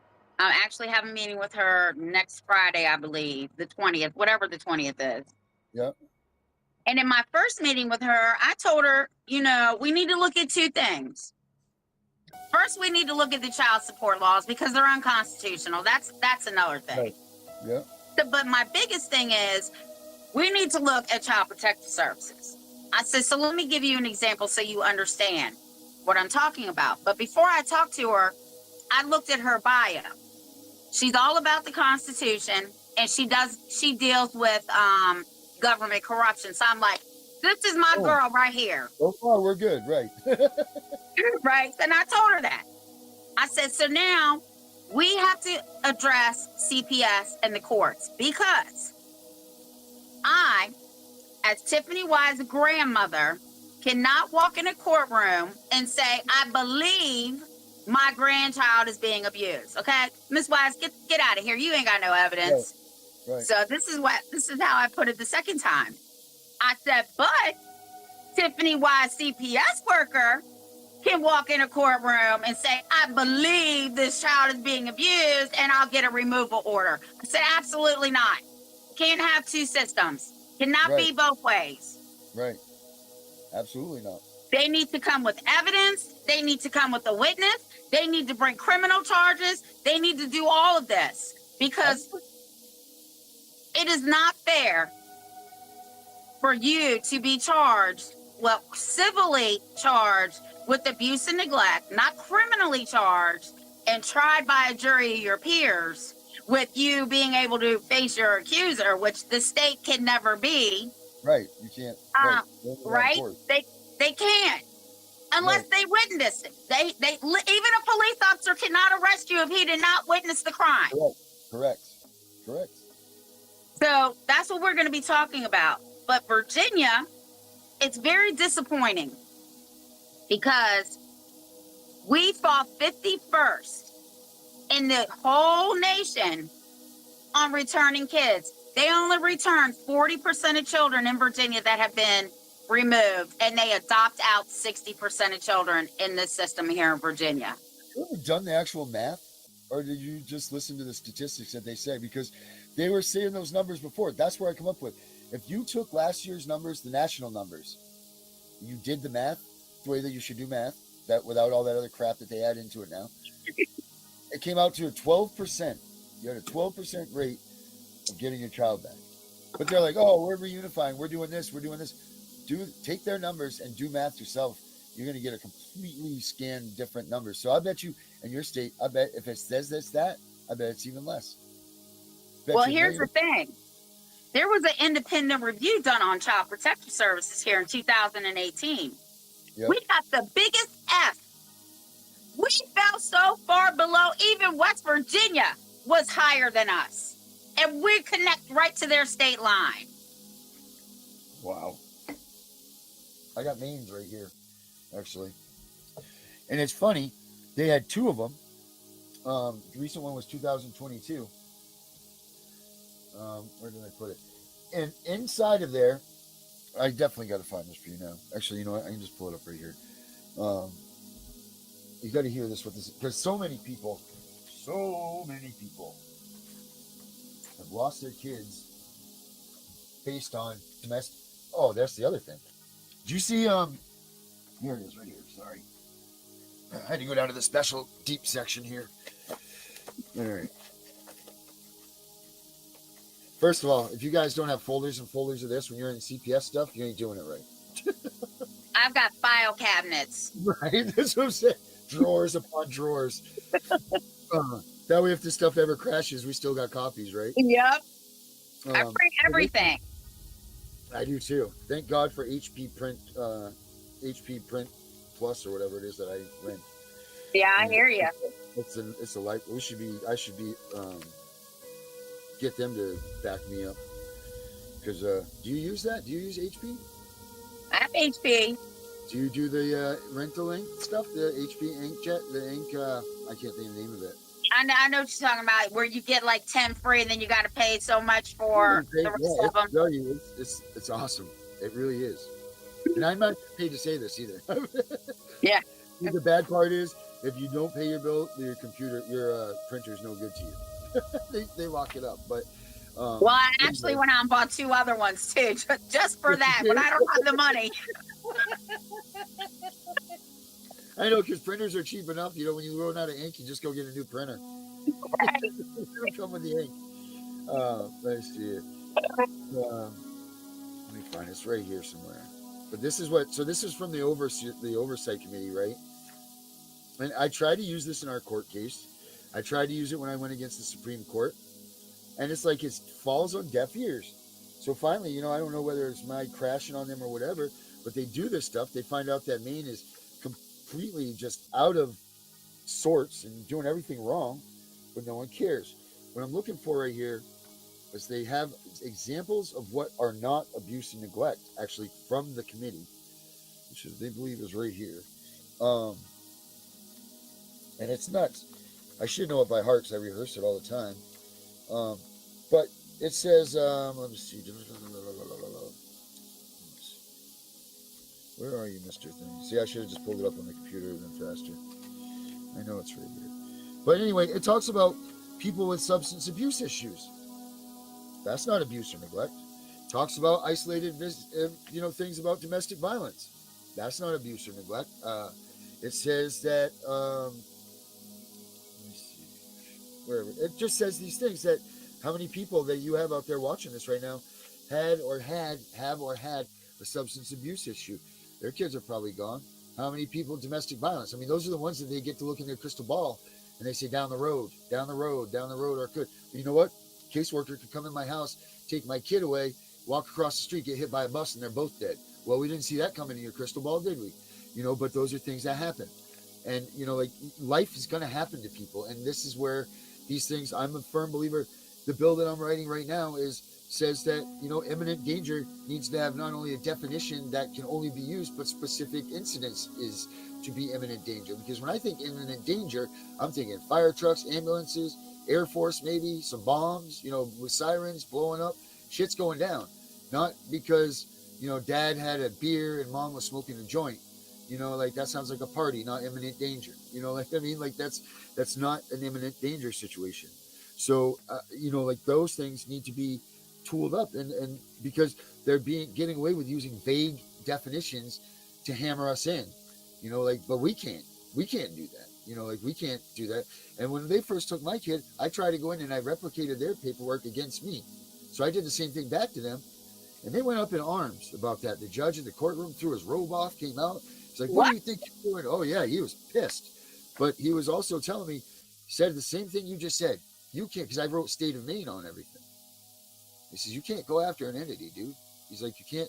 But wait a minute, the entity just came and took my kid. So why can I not go back after it? And then I didn't know anything about what I know now. Then I just didn't understand, because everything you have that you've given me says state of Maine is whatever. But now I'm coming to fight state of Maine, and you tell me I can't? Well, how come you can sign off? Well, how come you can sign off as that being an entity, but I can't come in and say that I'm coming at you? It's crazy. Because it's a double standard. Right. Absolutely. So do you have the 154 cases against CPS? I do not have that. Oh, when we get off, you're going to send me your phone number and I'm going to send that to you. I'm going to send you everything I have. Give me the arsenal, baby. Oh, I'm going to overwhelm you. Perfectly. Perfectly good. But I'm going to send you this information. And it's funny because one of the ways, I will say this, one of the ways to beat them is use their own policy, procedures, the state statutes, laws, regulations, rules, codes, everything. Yep. They just got mad because you reversed psychology their ass and he got pissed. Yep. He come flying right out of that courtroom. Yeah. Take us right out into the hallway. Right out into the hallway. Disrobed and come right out in the hallway. I wish a judge would do that to me. They won't even hear nothing with my name on it because I've told them I'm going to sue them. Yep. I can't wait. And then, hey, how do you feel about the whole, everybody talking about suing, but how do you feel about the people saying that they're going to do a class action lawsuit? What's your thoughts on that? I wouldn't do a class action. And I'm going to tell you why. First of all, even though we all say the money doesn't matter, okay, it costs a lot of money and not a lot of law firms will take on a class action. Right. But if you lose that class action, you cannot go back personally and sue these people. Right. Now, this is my question to you. Does that affect anybody else in the future? This what we were talking about on the show the other night. We didn't have a lawyer on that night. So if I say I went out and I did a class action suit, let's just say I'm suing them for thing A, whatever thing A is, right? Does that mean down the road that no one else can take a lawsuit out on thing A because that's been handled now?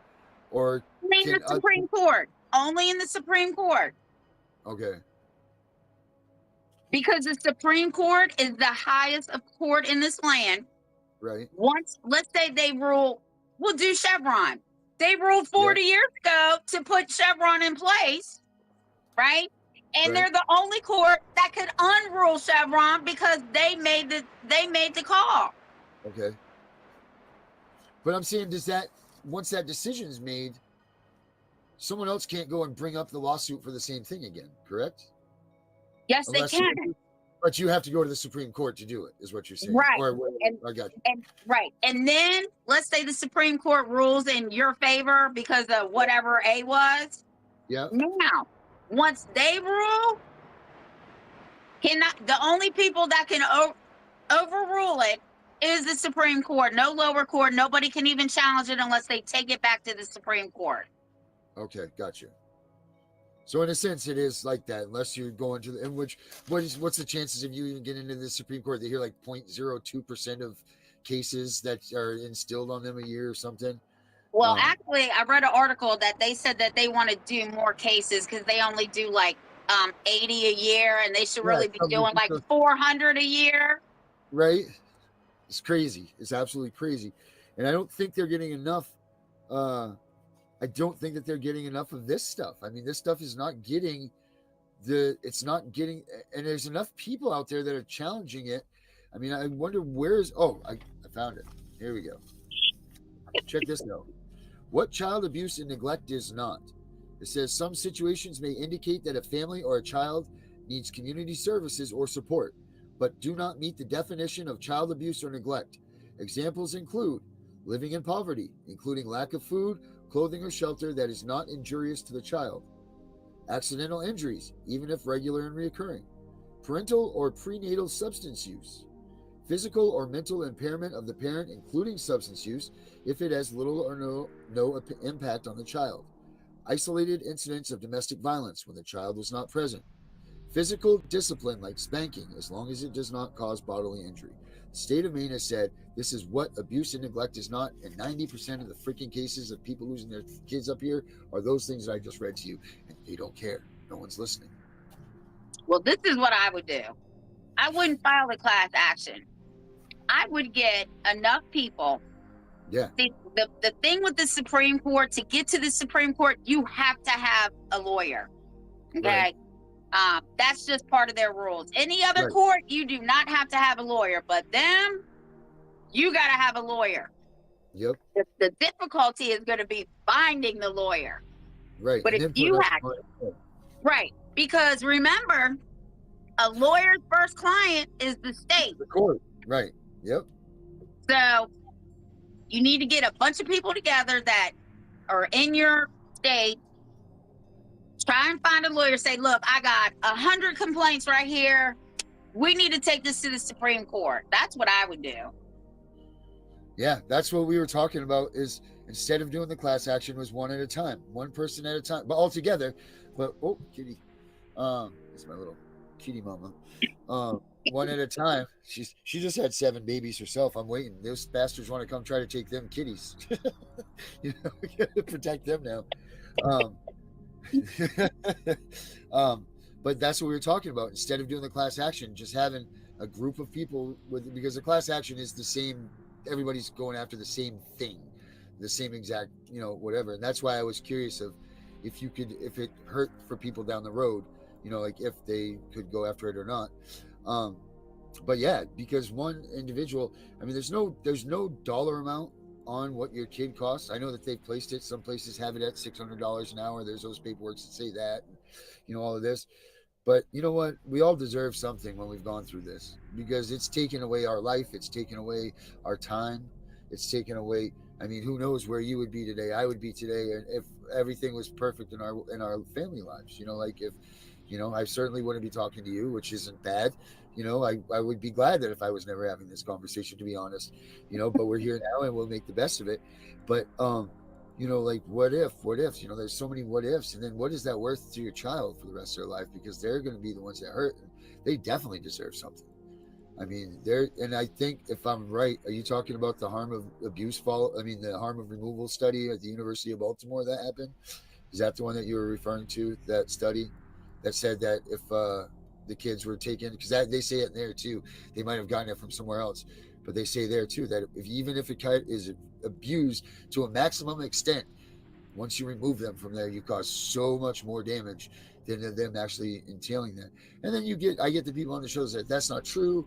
I was this, and this. Well, you know what? Everything's not perfect, and everybody's not the same. Obviously, there's some people that, and this is what I want to go back to too, is the damaged good things, because people say that you're mean when you say that. It's not. It's the truth. Look at the kids that are going into CPS. The kids that need the help are dying. That's why it's such an outrage.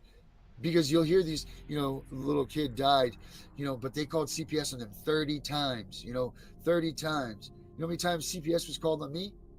0. The cops made a call. The cops made a call on their little thing to come in tomorrow. That was it. Then CPS comes into my life. Not someone else, not nothing. It was just from the incident that took place. And the cop said we need to have a 216 or whatever. And I didn't know what that was, but I knew damn well what it meant. And they came next day in force. I mean, it looked like, the president was coming, except for it was CPS, black Suburbans, police cars, the whole night. Look at Jesus Christ.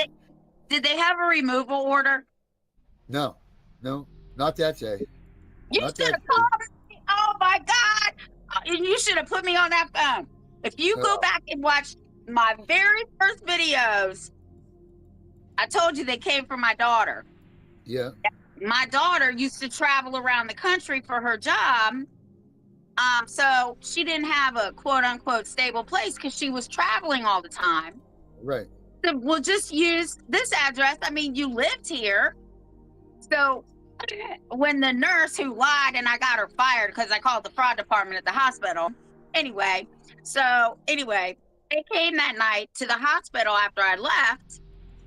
And the first thing I said to her was, because she said, Miss Chaconis, you're going to have to sign this safety plan or we're going to take the baby into custody. I said, hold it.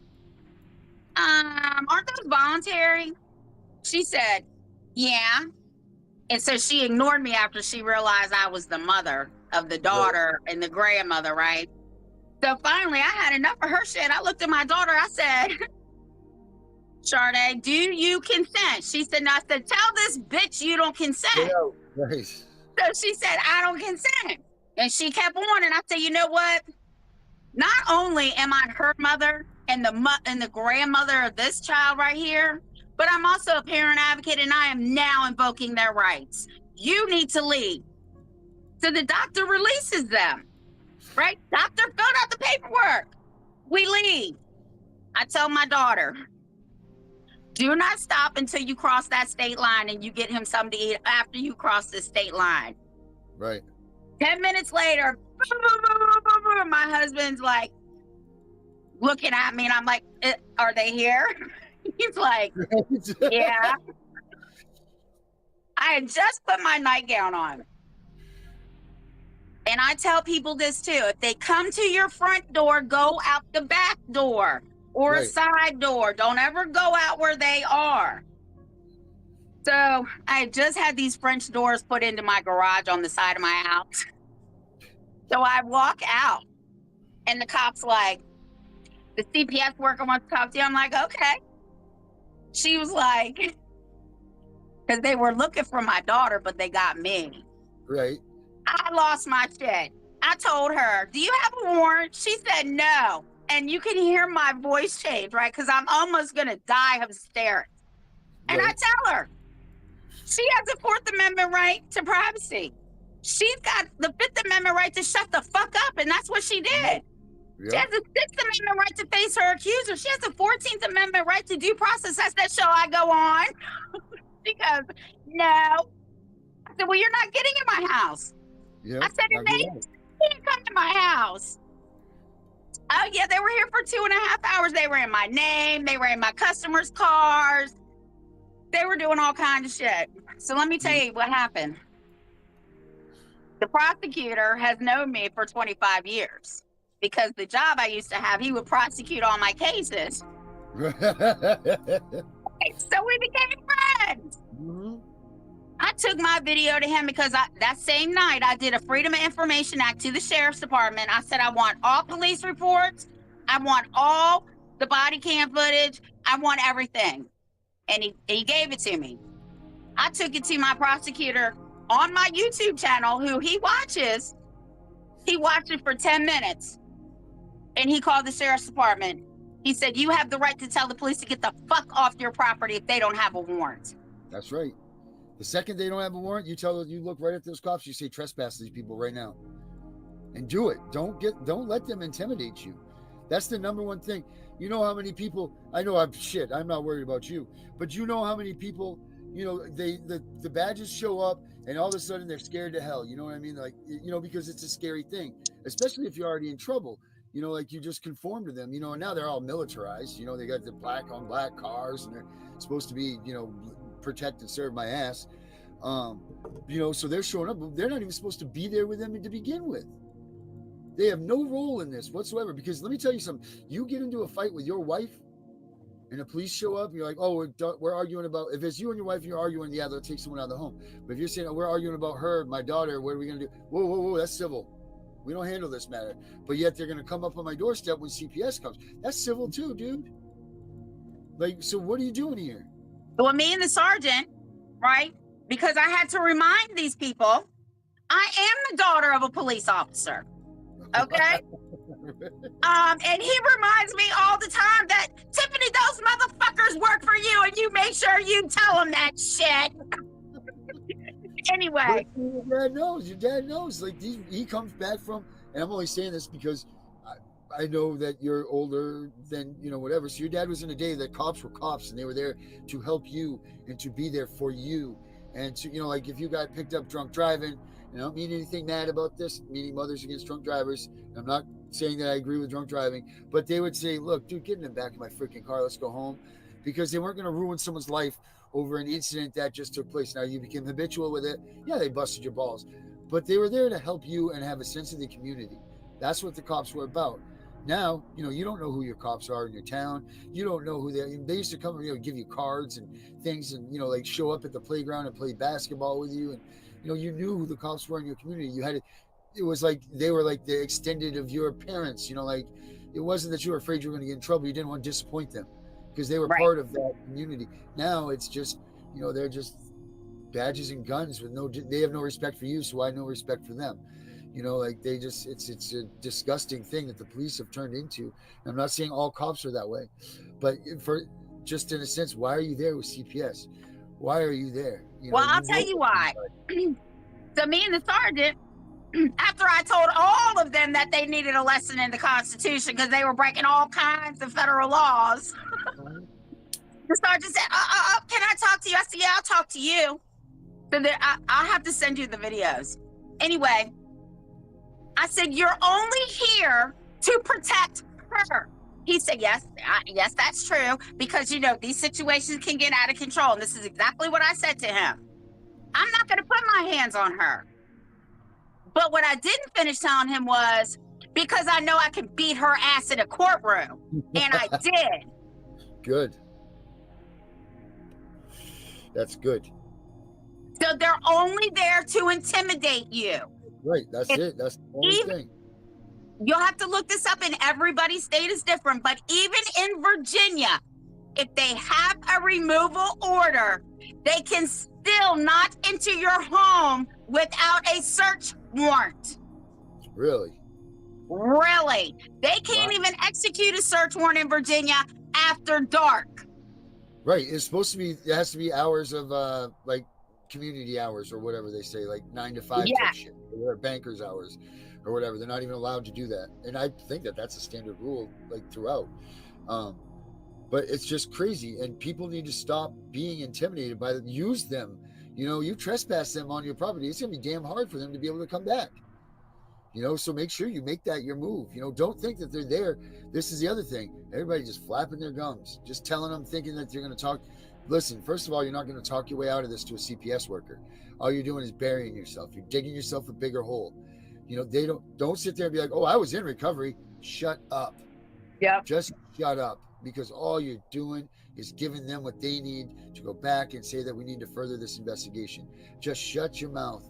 Tell them to leave and be gone. Don't think that you're the parent of the year, because they're going to take you down anyway. How do you even, it doesn't matter. They're going to lie anyway. So you can't fight fire with fire like that. The best thing is just shut your mouth. Tell them to get the hell off your property. Tell the police to trespass them. If they don't leave, if they want to sit there and make a stink, trespass these people right now. That's your right. That's your home. They're harassing you now. Trespass them. You know? Not only trespass them, go to Google and Google the color of law form. I have 400 copies, okay? I give them to people. And write that shit down while they're outside of your house, because trust me, they're using the police to all run. Tiffany Wise, unknown birthday, unknown social. Can you check if there's any warrants? Yeah, because you can serve them right there with the color of law form and put your rights where it says, what is the violation? Your 4th Amendment right to privacy, your 5th Amendment right to shut up, and your 14th Amendment right to due process, because they can't take your kids without a court order. What is the color of law? How does that break down? What is that? How do you use that? How do you work that? What is it intended? I hear so many people talk about it. I've never worked that direction. Okay. So how the color of law works, right? I don't have a form down here because I'm downstairs because I'm raising 2 of my grandkids and they're under 6.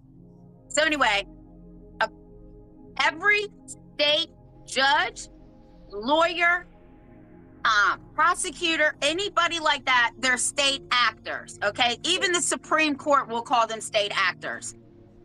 When CPS has no warrant, or let me rephrase that, no removal order, and they show up at your door, oh, they want to see your kids, you need to bring them outside, you need to do this, you need to do that. Absolutely not. They're working under color of law.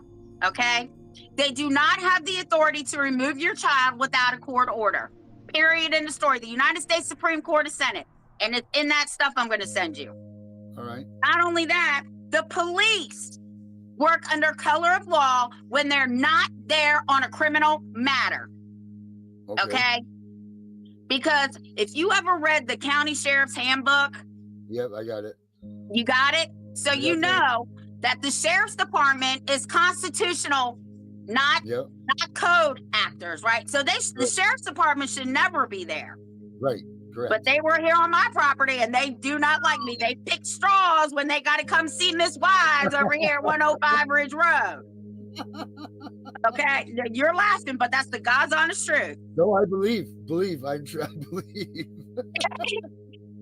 So they work under color of law because they are there to help remove your child when they have no business being there without a warrant. Don't let them in your home without a warrant. Make them go get a search warrant.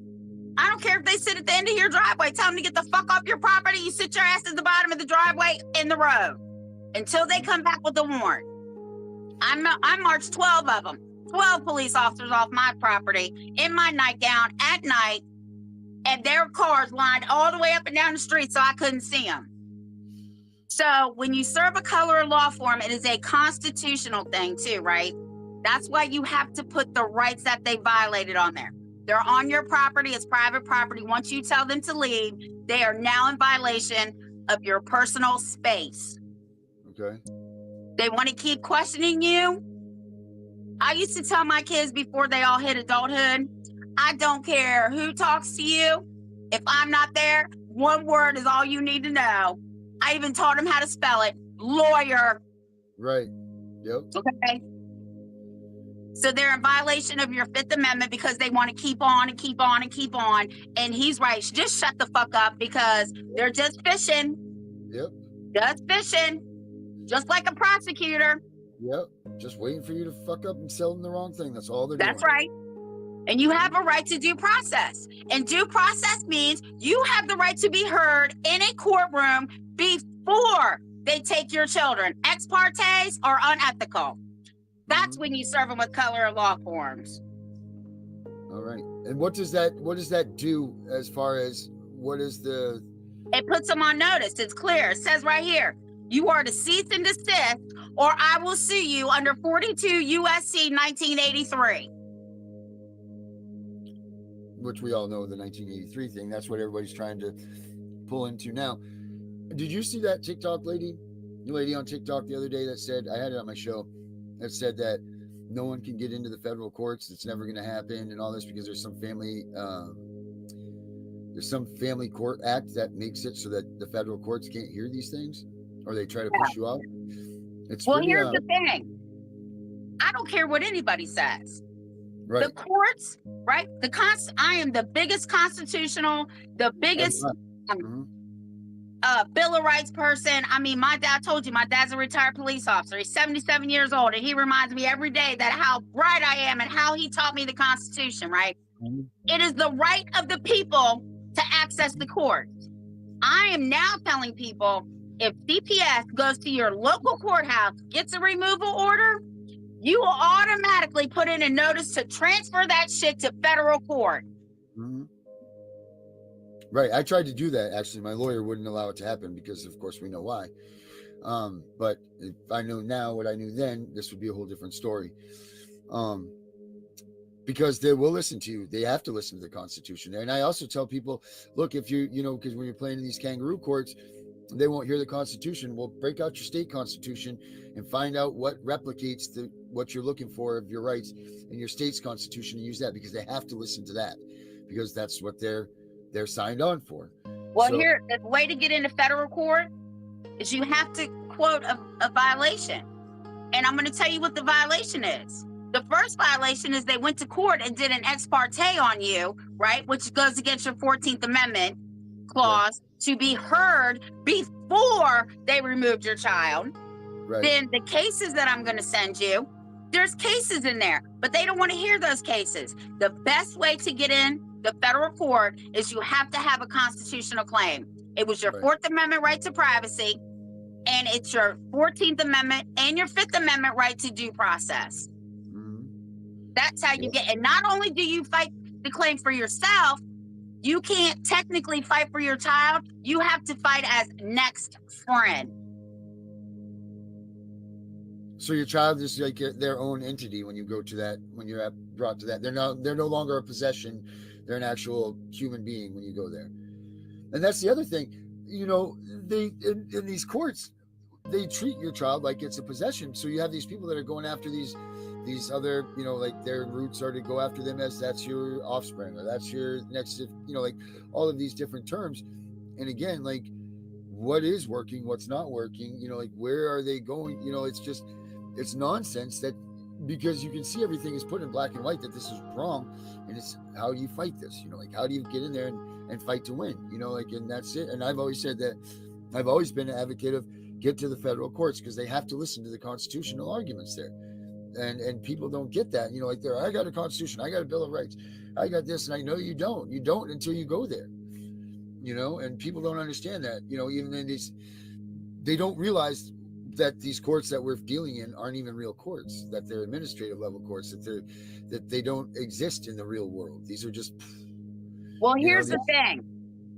I'm on the Virginia, I'm on every court in Virginia's website, okay?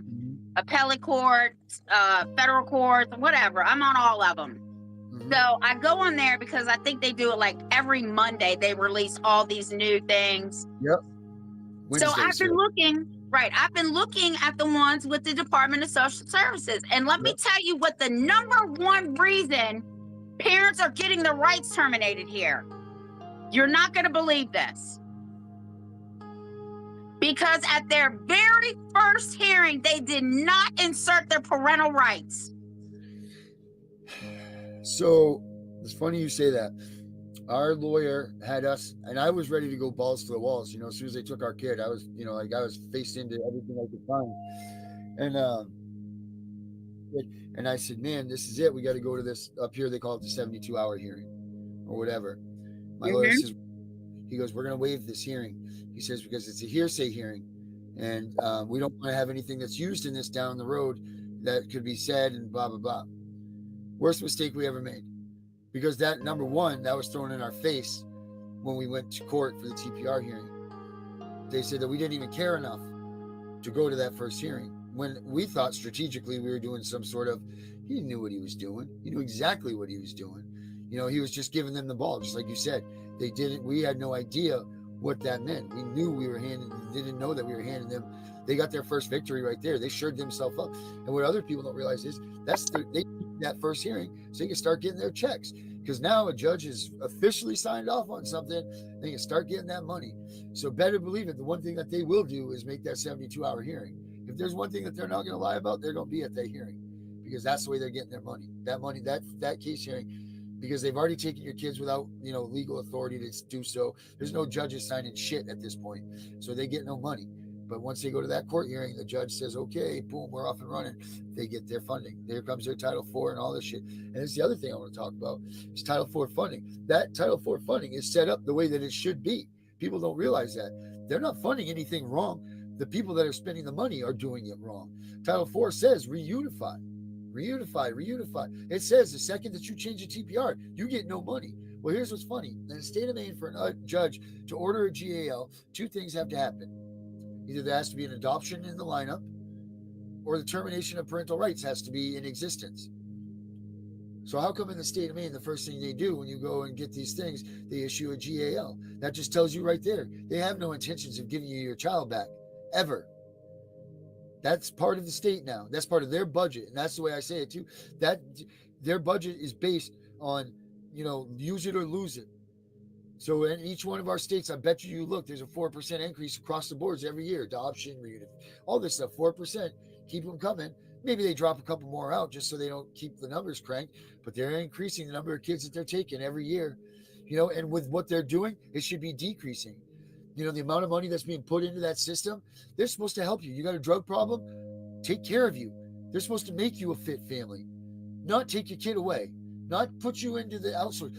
How is this? How do you help someone with substance abuse? The number one rule in recovery is you need a solid group around you to make sure that you come off and that you're doing good in recovery. What's the first thing they do to you? They break your family apart. Yeah. They kick you out. They say the mom's no good for you, this, that. They take your kids away. Okay. You just fell off of, you just are coming off of a 3 or 4 year heroin addiction, and you're finally coming into 2 weeks of being sober, and they're going to come and take your kids, and you're going to expect you to maintain sobriety? Come on, people. This is just common sense. And this is what they're doing. This is how they're just destroying people. It's disgusting. But until it happens to you, no one cares. And it just shows you the class of people. This is what I tell people, because the first thing is, I'm the person you want standing at your front door, okay? Yeah, right. Because trust and believe me, they don't have a removal order, they're leaving, okay? Yeah. Now, what else I tell people is, never, ever, ever, ever, ever, ever sign a voluntary surrender, because two things that just happened. You just signed a plea agreement, as far as I'm concerned. You just pled guilty to everything they accused you of. And the day you signed that, you gave them permission to put your child up for adoption. Yeah. See, I was smart enough not to do those things, but somehow they implied it and they did what they did. I mean, it was just a mess. I mean, if you don't know, that's why I wrote the book that I just got published. It says it's called Stay Calm, CPS is Coming. And that's what it talks about. It's, I'm trying to get people to read it so that they don't make these mistakes when they come. Because it's not a matter of if they come, it's when. Yeah. I mean, there's only so many kids that they can take, and the amount that they're taking, your number is going to be up. I mean, they're taking more kids than they used to draft to go to Vietnam, for Christ's sakes. Just think about that. Your draft number was up. They're taking just as many kids as they were drafting to go to war. So, I mean, your number's up. They can only take so many. So they're coming around to these middle-class neighborhoods now, and they're picking them up. Well, I've had difficulties a couple of times, and I'm going to tell you where the difficulty comes in. 2 places. One is a hospital, okay? Because you're pretty much trapped. They got them little ankle bracelets, like if you steal some shit out of Walmart, the thing's going to go off, right? It's just shut the whole hospital down. Yep. And 2 is school. So I've had 2 recent cases, both moms just giving birth. Now here, like I said, it's all about a pattern. They talked to him on a Monday. CPS went to the hospital on Monday, said they were coming back Wednesday. I said, they're not coming back Wednesday, they're coming Friday. I said, Friday is when they snatch kids here, because that gives them an extra time before that 72 hearing, right? Yep. I said, so this is what we're going to do. When she comes, you call me. So CPS came, and she's telling mom, now I'm on the phone. She's telling mom, well, we got to investigate you because she had Suboxone in her system. Yeah. Now, I don't know much about Suboxone, but I do know that you have to get a prescription for it. Right. So I said, okay, repeat after me. I said, you tell her that you understand that she can investigate you. It's not illegal. Anybody can investigate anybody. It's not illegal. So she repeated it. She said, but I'm now invoking my 4th Amendment right to privacy and my baby's 4th Amendment right, my 5th Amendment right, and my 14th Amendment right. Oh my God, this bitch jumped up out of the chair. Now I'm on the phone. I'm taking your kid. Now we're talking about a 5-day-old baby. She's taking a kid, okay? So I tell mom, so don't worry about it. Grandma's coming. They are going to take her, but they're not going to take her because she's still in the hospital because the baby had to stay for 5 or 7 days or something. Right. So grandma's on the phone now. The police officer's trying to tell her to get off the phone. What's your advocate's name? Tiffany. Oh, well, Tiffany doesn't have your baby's best interest at heart. I said, you tell that motherfucker that I'm the only one that's got this baby's best interest at heart, and that his ass shouldn't be there, and make sure his body cam footage is on. Mm-hmm. So now he don't want to talk no more, right? So grandma's on the phone, CPS is in the room, grandma's on the phone, and the police are like, yeah, when you come tomorrow, you can take the baby, da-da-da-da-da. CPS tells her the same thing. We get off the phone, I said, the bitch is lying to you. They're going to take that baby out of the hospital tomorrow, place that baby in foster care because now they want the money. Yep. But don't worry, you be at my house tomorrow when you get here. 6 hours we were here, came up with the plan, went to court on Monday. Guess what happened on Monday? You get the baby back. They had to release the baby to grandma. Mm-hmm. The following week was an emergency hearing. Grandma got sole full custody. That's what I'm talking about. So we need more of that. We need more of those situations. I mean, that's what we need to do. Because they take these kids and then they don't want to give them to the family because they're afraid the family's going to give them back to the kid, to the people. And rightfully so, because most families are like, what the hell are you even doing? But then what happens is, and like in my situation, my cousin stole our kid. Downright stole our child. Like by the time we went to TPR, they called themselves as getting paid by the state now, so they couldn't do anything for us. They couldn't, and they threatened them to take their child too. They said if you give you give them access to their daughter, because when that happened, they're like, oh well, this isn't right. We're going to give you transparency. This is blah blah blah. So we got her out of the place that she was in and got her with them. So I'm like, oh thank God. And then it just got worse. And we're like, what the Christ is this? Because they scare them so much, and then they give them that money. And once you give someone money, you can do anything. I mean, I hate to say that, but you start putting money in people's pockets because it's not little money that they get. Some of these people, it's life altering, for them to get $700, $300, like $1,000 a week more into your check, like that takes you out of where you are, like, damn, I don't want to give up this money. This is a lot of money in it for easy stuff. Loving a kid isn't that hard. You know what I mean? Like it really isn't. So, and then you put money on top of that, and then obviously you get a relationship with them and it's not right. Like they need to make sure that they keep the bond. And I tell people this too. The only person that's allowed to stop you from seeing your child is a judge. CPS can't stop you. They can't stop your visits. They can't say that you can't visit. It has to be adjudicated. Judge has to do that. So if they say you can't see your kid, show me where the judge said this. And keep going to see your kid, because what they do is they keep you from that, and then the lawyers figure out to keep you away from your kid for that 6-month period of time, and then bang, they got you for abandonment, and you don't even realize you thought, because time is weird when you get into this shit. Time's like a space shot, but every day is so slow, but all of a sudden it's 3 or 4 years later and and it's Friday again. You know what I mean? Like time is just crazy when you're involved in this stuff. It just goes by. I've even had couples call me and say, oh my God, they're telling me the only way I can get my kid back is if we leave each other in this time. So hold the fuck up. Yeah. First of all, I said, are you married? Well, yes. I said, okay, in your vows, didn't it, or did the preacher not say what God brings together may no man tear apart? I said marriage is religious. Therefore, they are infringing on your constitutional right to religion, which is to marry who you are married to. Now, there is an exception to that. If they're beating your ass, you need to just go ahead and leave. Right. Sure. Listen, there are people out there that are legitimately abusing and neglecting kids. There are people out there that are legitimately domestic violence is a real thing. It is a real thing. They're just using this stuff to their advantage. They're taking every couple argues, every couple fights. We've all had those moments. They get pretty hot and heavy, and it's just natural. You've been with your mate 20 years, like your shit. I put up this for 20 years. You're going to have an incident. But, you still love them at the end of the day. You never hurt them and whatever. And it's just life happens. And they're taking these things, and a lot of them are just isolated incidents, but they get that to take to their advantage and prolong and just go on with this stuff. Again, it's just not right.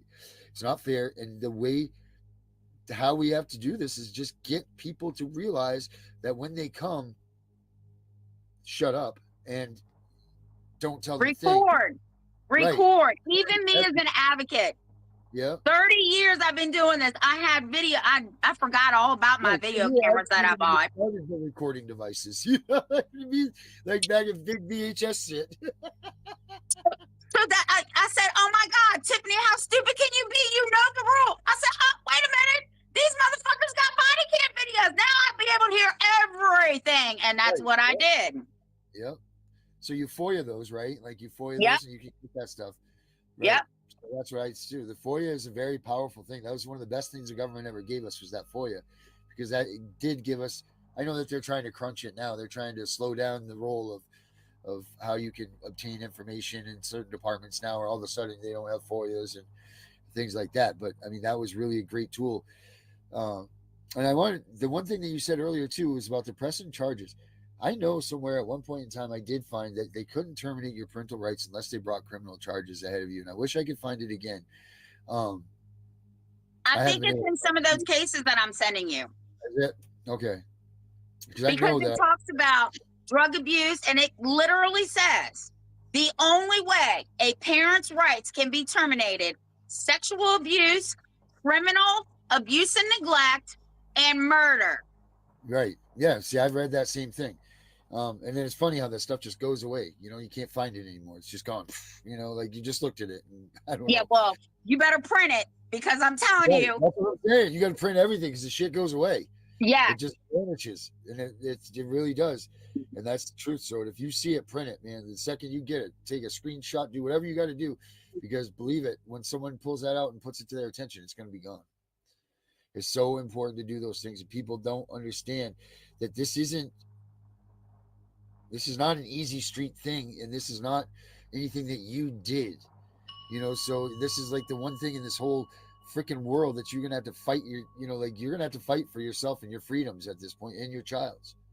This isn't, don't sit and wait for Uncle Sam to come busting through the door and say, oh, you're the only one that this has ever happened to, because it ain't happening. You're going to roll with their punches. You're going to roll right down to that TPR hearing. All those lawyers that they gave you are just making sure that you can't go to an appeal, that you can't win, you can't do this, that they did everything on their side that was tied up. That's the way I feel about these public attorneys. All they're doing is making sure that their TPR sticks. That's all they're doing. That's why they don't go with you in what you say about things. Oh, you're misinterpreting the law. Well, I understand English, motherfucker, and it says right here, this is wrong. So please go do your job. And that's the other thing. Make sure you use those lawyers. They're going to sit there, like you said. Their first homage is to the courts. Like they owe their courts first and foremost. But after that, it's you. So you force them to do what you want them to do. Don't let them tell you no.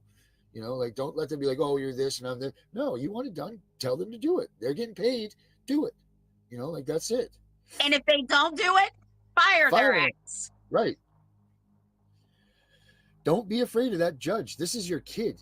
Once you take your fucking child it's like that's where I'm at now. Like there's not a lot of avenues to fight here. You think your choices are limited now. Wait till they actually TPR your ass. It gets smaller and smaller and smaller. And then now you have the thing about time going by. Now you're like, wow, do I even want to do this to my kid anymore? Because they've been with there longer than, you know what I mean? Do you want to uproot them again? And there's all of these other decisions and things you got to take into play. All of this stuff that you don't think about. So you fight like a son of a bitch to get your freaking kid back. Claw people's eyes out, do what you got to do. That's your fucking kid. And once they're gone, there's nothing but regret. And you're right, because before, now I've always taught people the Constitution, right? Ever since I was a teenager, because my dad instilled it in me. Right. So I've always been about my rights and all that. But let me tell you, my children weren't even taken from me. I gave their dad temporary custody because I knew I was going to federal penitentiary. I'm like, hey, you take them. When I get out, I'll take them back. Right. He drops them off because his drugs, his alcohol, and his women were more important than his 3 kids. Right.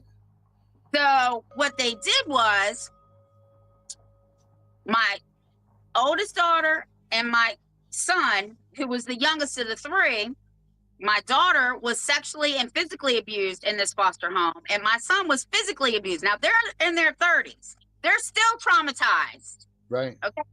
So don't let anybody tell you that shit does not wear scars their whole life. That's bullshit. My own kids will tell you that's bullshit.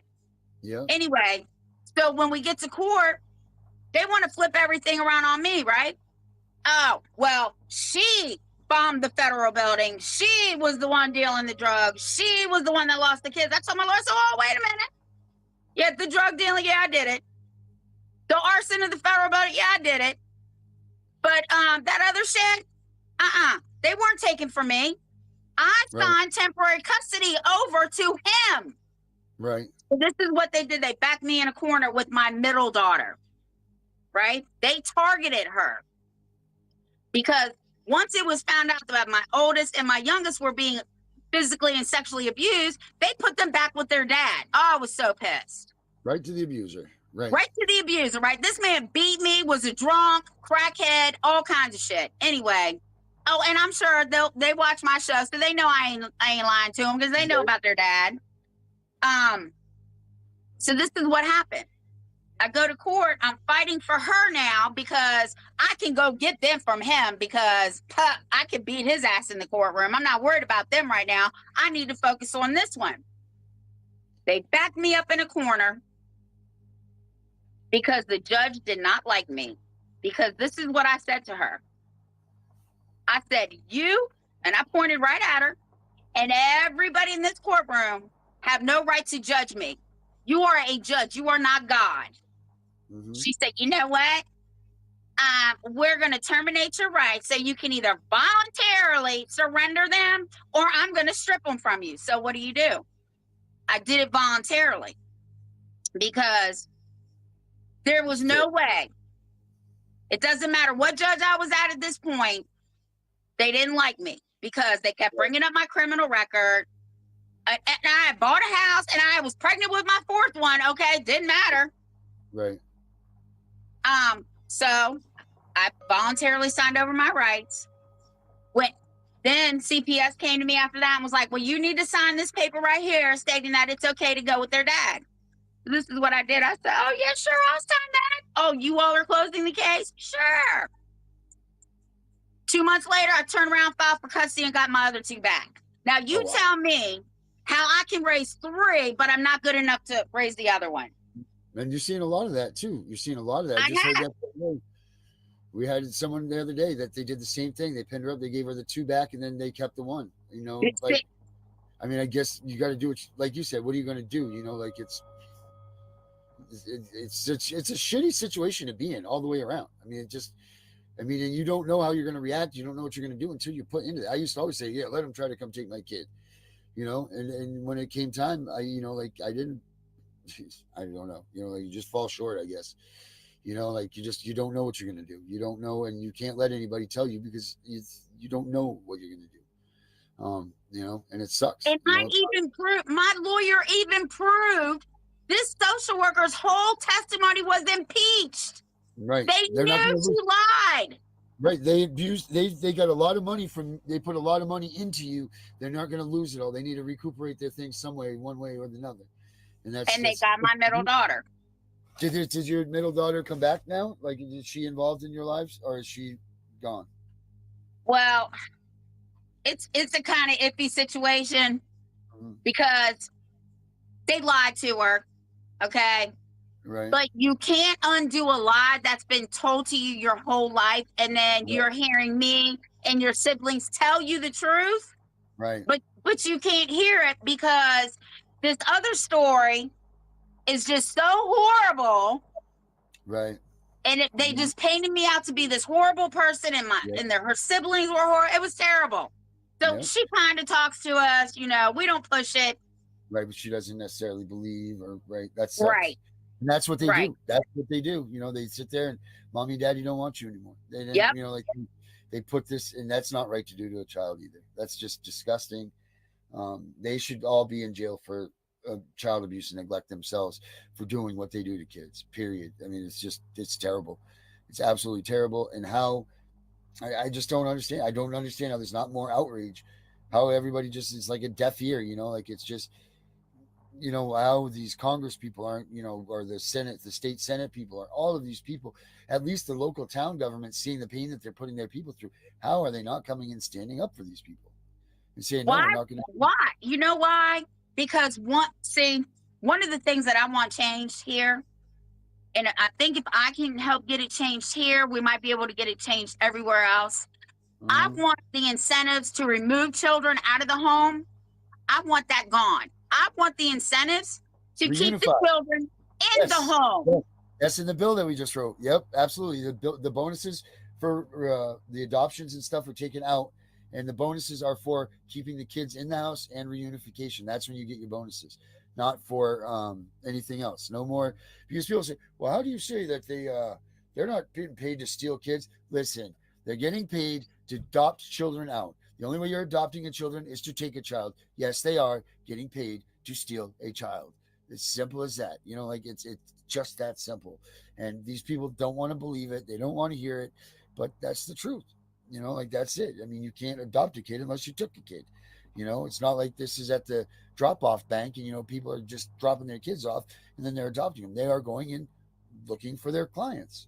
That's what they do. And until people can get that through their heads, it's gonna just continue and continue and continue.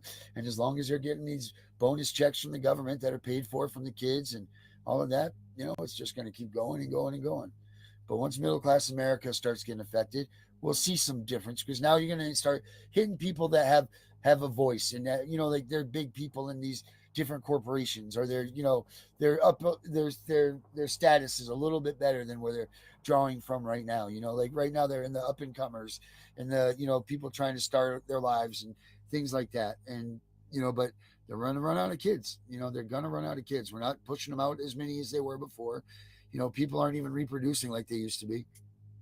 So they're going to run out of their clients real quick, and it's going to have to start hitting the people that got the money. Yeah. And so how do you get your rights back? Every state should have what's called a second chance law, or a reinstatement of parental rights. I think Virginia's is called reinstatement of parental rights. Somebody's asking, I don't know what Maine's is. You have to look at your own state, but I will tell you, from the day your termination starts, you have 24 months to appeal it. Yep. And don't ever sign them away, because I'm dealing with somebody here in my own city. She texts me. She's like, oh my God, they're trying to pressure me into signing over my parental rights. I said, absolutely not. If you do that, you cannot appeal it. And she did not do it. And now she's appealing it. Man. All because CPS lawyer doesn't think she can protect her child.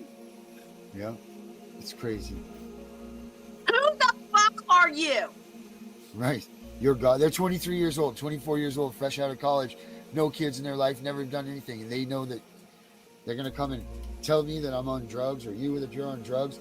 Really? Are you some sort of, drug, specialist or something? No, you're not. What's your degree in? Don't let them be that person. And we let them push us around. We let them dictate what we're going to say. I mean, they're very good at what they do. There's no doubt about that. They are very good. And the thing is they play on that fear. You'll do anything to get your kids back. So if they tell you to jump, how high? Sure, do it. But their intentions are never to get you your kid back. That's the thing. It's not in their. That's not in their vocabulary. Not in their mindset. It's not in any of that. They're going for their bonus. That's a 23-year-old that wants a BMW, not drive around in an Escort. They want to adopt your kid. That's their key to getting the BMW. And that's it. And that's the way you have to treat all this. It's a business.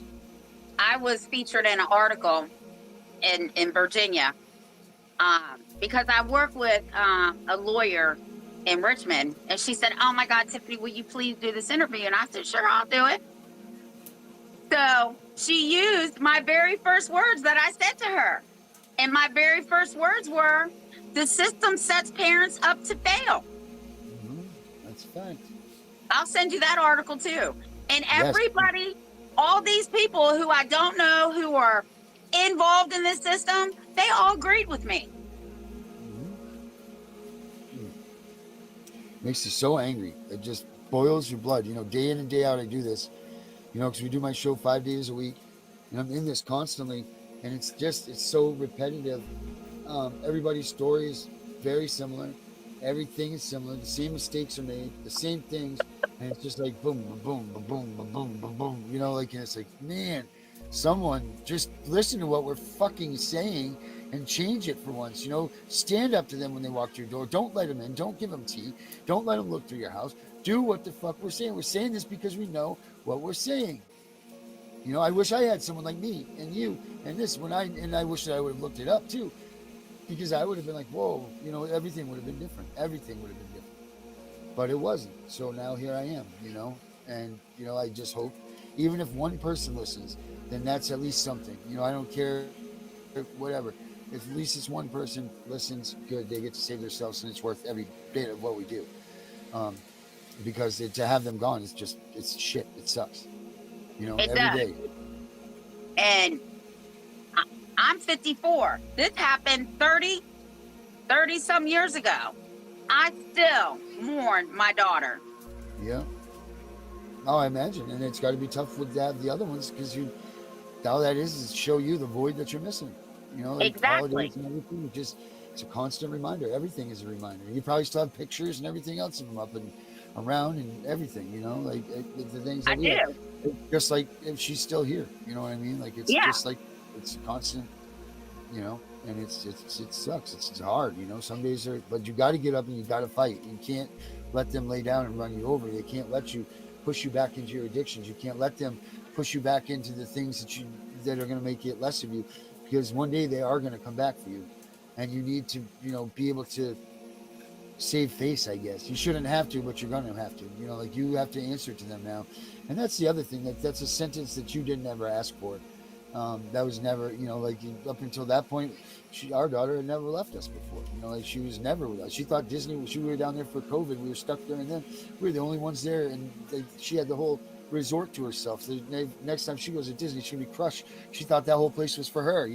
That's the things that she ever did. But we were terrible. It's just...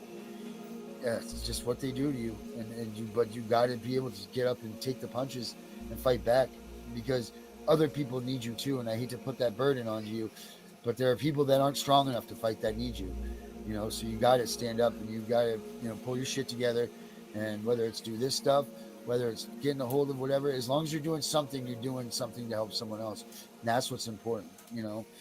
Don't fall into the hands of, oh well, they'll do it for me. Don't be that person. That's the way I feel anyway. Don't be the one to sit back and wait. Be the one to go there and help everybody else, because you've been doing this for 30-something years. You must be freaking exhausted. And oh my real, God. I wake up some days, this is no lie, and I'm like, I can't do it. I can't do it anymore. And then I get a phone call. Yeah. And it's just like the fire just reignites, and I'm like, yes, let's spit this bitch up and chew her and spit her out. Yep. It is. It really is too. It's like, oh yeah, I got them now. We got them. We get them. Don't do it. But then it's so disheartening if they don't listen. You're like, God damn it. You know, like, why did you let them do this? Why did you listen? You know, maybe the And book I will tell listen. people, if you really want to win, you have to do and say everything I tell you to do and say. The Because only if person you you're supposed to be don't, trusting is you. Right. It's not going to work. Yep. You need to do everything. The only person you're supposed to be trusting is people like us that are here to help you. You know, that's it. That's the only people you need to be trusting. Don't trust DHS. Don't trust your lawyer. Don't trust the judge. Don't trust your friend down the street. Trust those people that you're reaching out to that you've selected to help you, because those are the only people you can truly trust. Because right? everybody else got their hand in that money.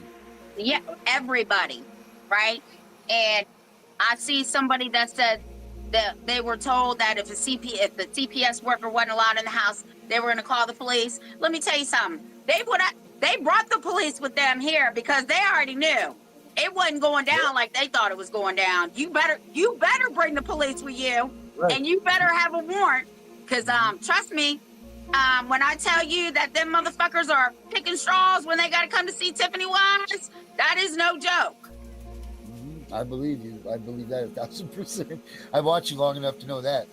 I'll be honest, I was nervous today just coming on. I was like, damn. I mean, I don't get nervous about nothing. I'm like, I don't know if you're going to tear me up or.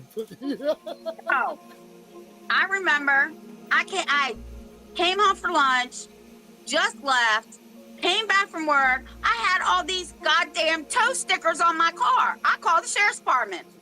I said, who the fuck was on my property? He said, what's your address? I said, you know goddamn well what my fucking address is. So he goes, what did you call to say, Miss Wise? I said, I'm going to tell you, this is the last time I'm telling you. You better not step one more motherfucking foot on my property. I promise you that. Okay, right. Miss Wise.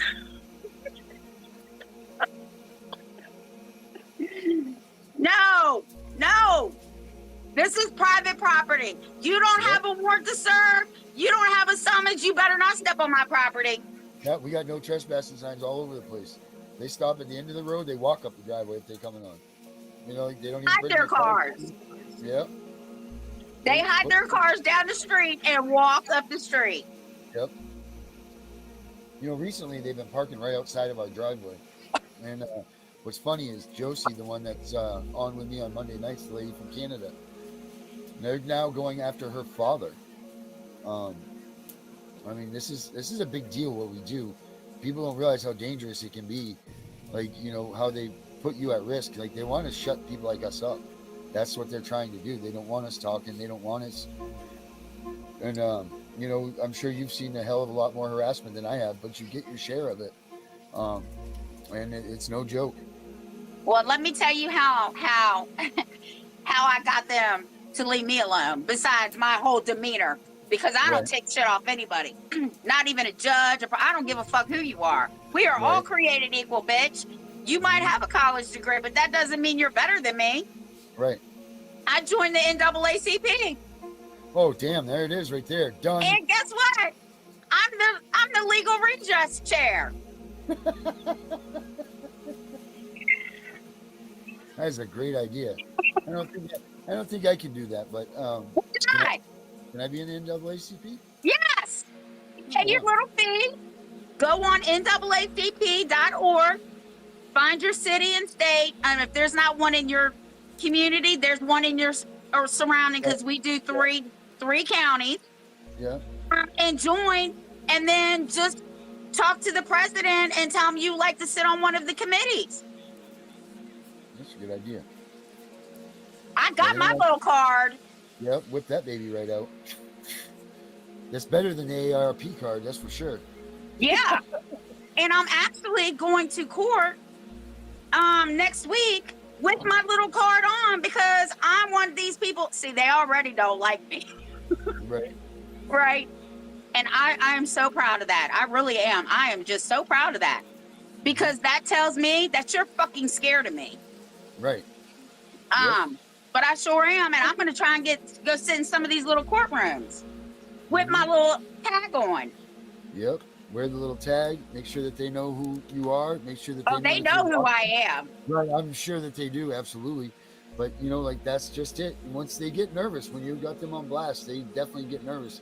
When they know that you're paying attention to them, because it's a big deal if we catch them and they're doing these things wrong. And it might not be today or tomorrow, but it's going to be, they're all going to pay. They will all pay. Believe in me, they will all pay. It's just, it's a matter of us getting there and getting them tripped up so that we can do what we have to do. Like that's it. And, and everybody should be getting their file too, right? Like my daughter got her file because what happened was they thought I was lying, which I don't give a fuck. So they brought me in as a joiner. Oh, Miss Wise is hiding her child and her child's ward. Bitch, she doesn't live here. Anyway, so they brought me in as a joiner. So my daughter's case is this thick, mine's like this. So I pulled out this one piece of paper on the removal order.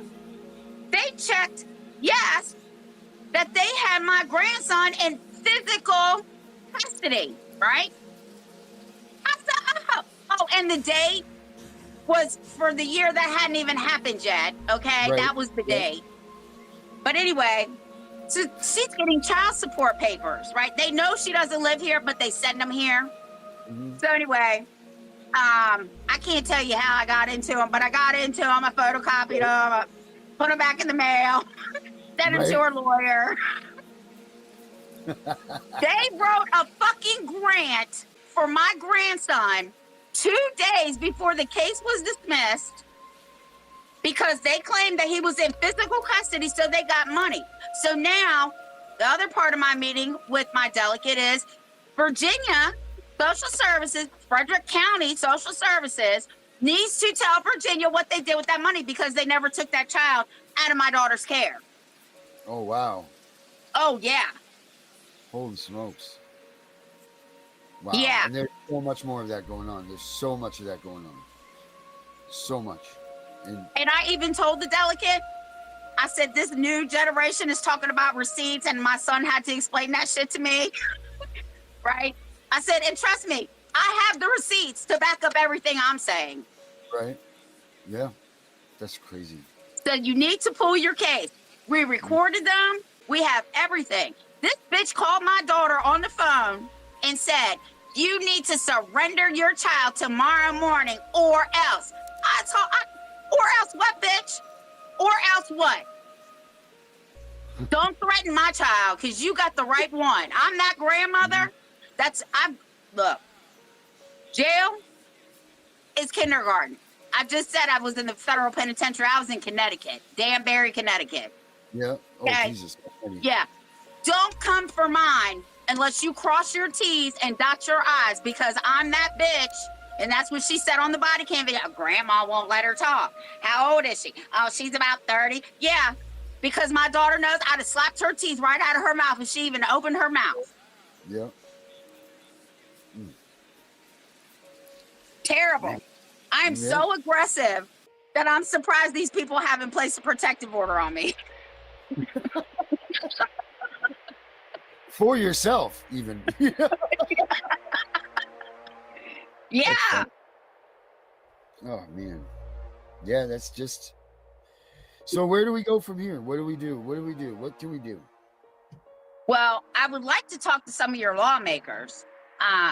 If you can get one interested, like I said, my brother-in-law is a senator in Delaware, and now he's all up in this shit. Right. And I am working with delegates in my area. I think my next one is a state senator. Okay. But not only do we need to change the state laws now. Right. Not code statutes, because that shit is not fucking law. But we need to concentrate on the federal laws, and we need to give parents more federal protection. Right. I agree, 100%. Because I don't know, I have a book called Behind the Bill of Rights. Yeah. And in one of those chapters, it clearly states that the child-parent relationship, the child has the inherited right to have a relationship with the parents. And we need to get back to that. Yep. Agreed. 1000%. Now, we will never ever shut CPS down because there truly are kids out here that need help. And I get that. But what we can't do is keep praising these people for doing a job that they're really not doing, because they're not taking the children that are abused out of the home. I mean, seriously abused. We are taking children on allegations, and because CPS workers don't like you or judges don't like you, or my favorite one is grandma's belligerent. Okay, that's me. That's what they call me. Grandma's belligerent. It doesn't matter if I'm belligerent. If I wasn't belligerent, that should tell you that I don't care. Right, exactly. Yep. 100%. Part of our inalienable rights is to be emotional. And they say, oh my gosh, she's so emotional, she's unstable. I want to ask these people, do you even know what your fucking rights are? Yep. So that's where I'm heading. But I think you should join your local NAACP. And I'm going to talk to you after the show about that, and I'm going to tell you why after the show. But if people file complaints with their local NAACP, this is what's going to happen. They have to investigate every complaint. Sorry, I'm down in my basement. If they get over 100 of the same complaints about the same people, then it goes up the chain to the state NAACP. They look at it. Then it goes to the national NAACP. And that's where we need them to start getting involved with CPS, child support, and the courts. Well, I'm in. I'm down with that. I'm absolutely down with that. Here they come. Yeah. I've never even thought of the NAACP before to do that, but I'm definitely willing to do that and get in on that. And I mean, they'll give you some power to back behind you. Because that's what we need. We need something to have to drive you up and to have some sort of something to make you worth them listening to, or whatever. So, yeah, I'm down with that. Anything else you want to say before we end the show? No, just, keep on keeping on. Do what you got to do. Fight for your kids like you fought for no other. That's for damn sure. Fight like your life depends on it, because it does. Not just yours, your whole family's. That's the truth. Facts there. Absolutely. All right, we're going to end the show. See you later, everybody. Stay on. All right.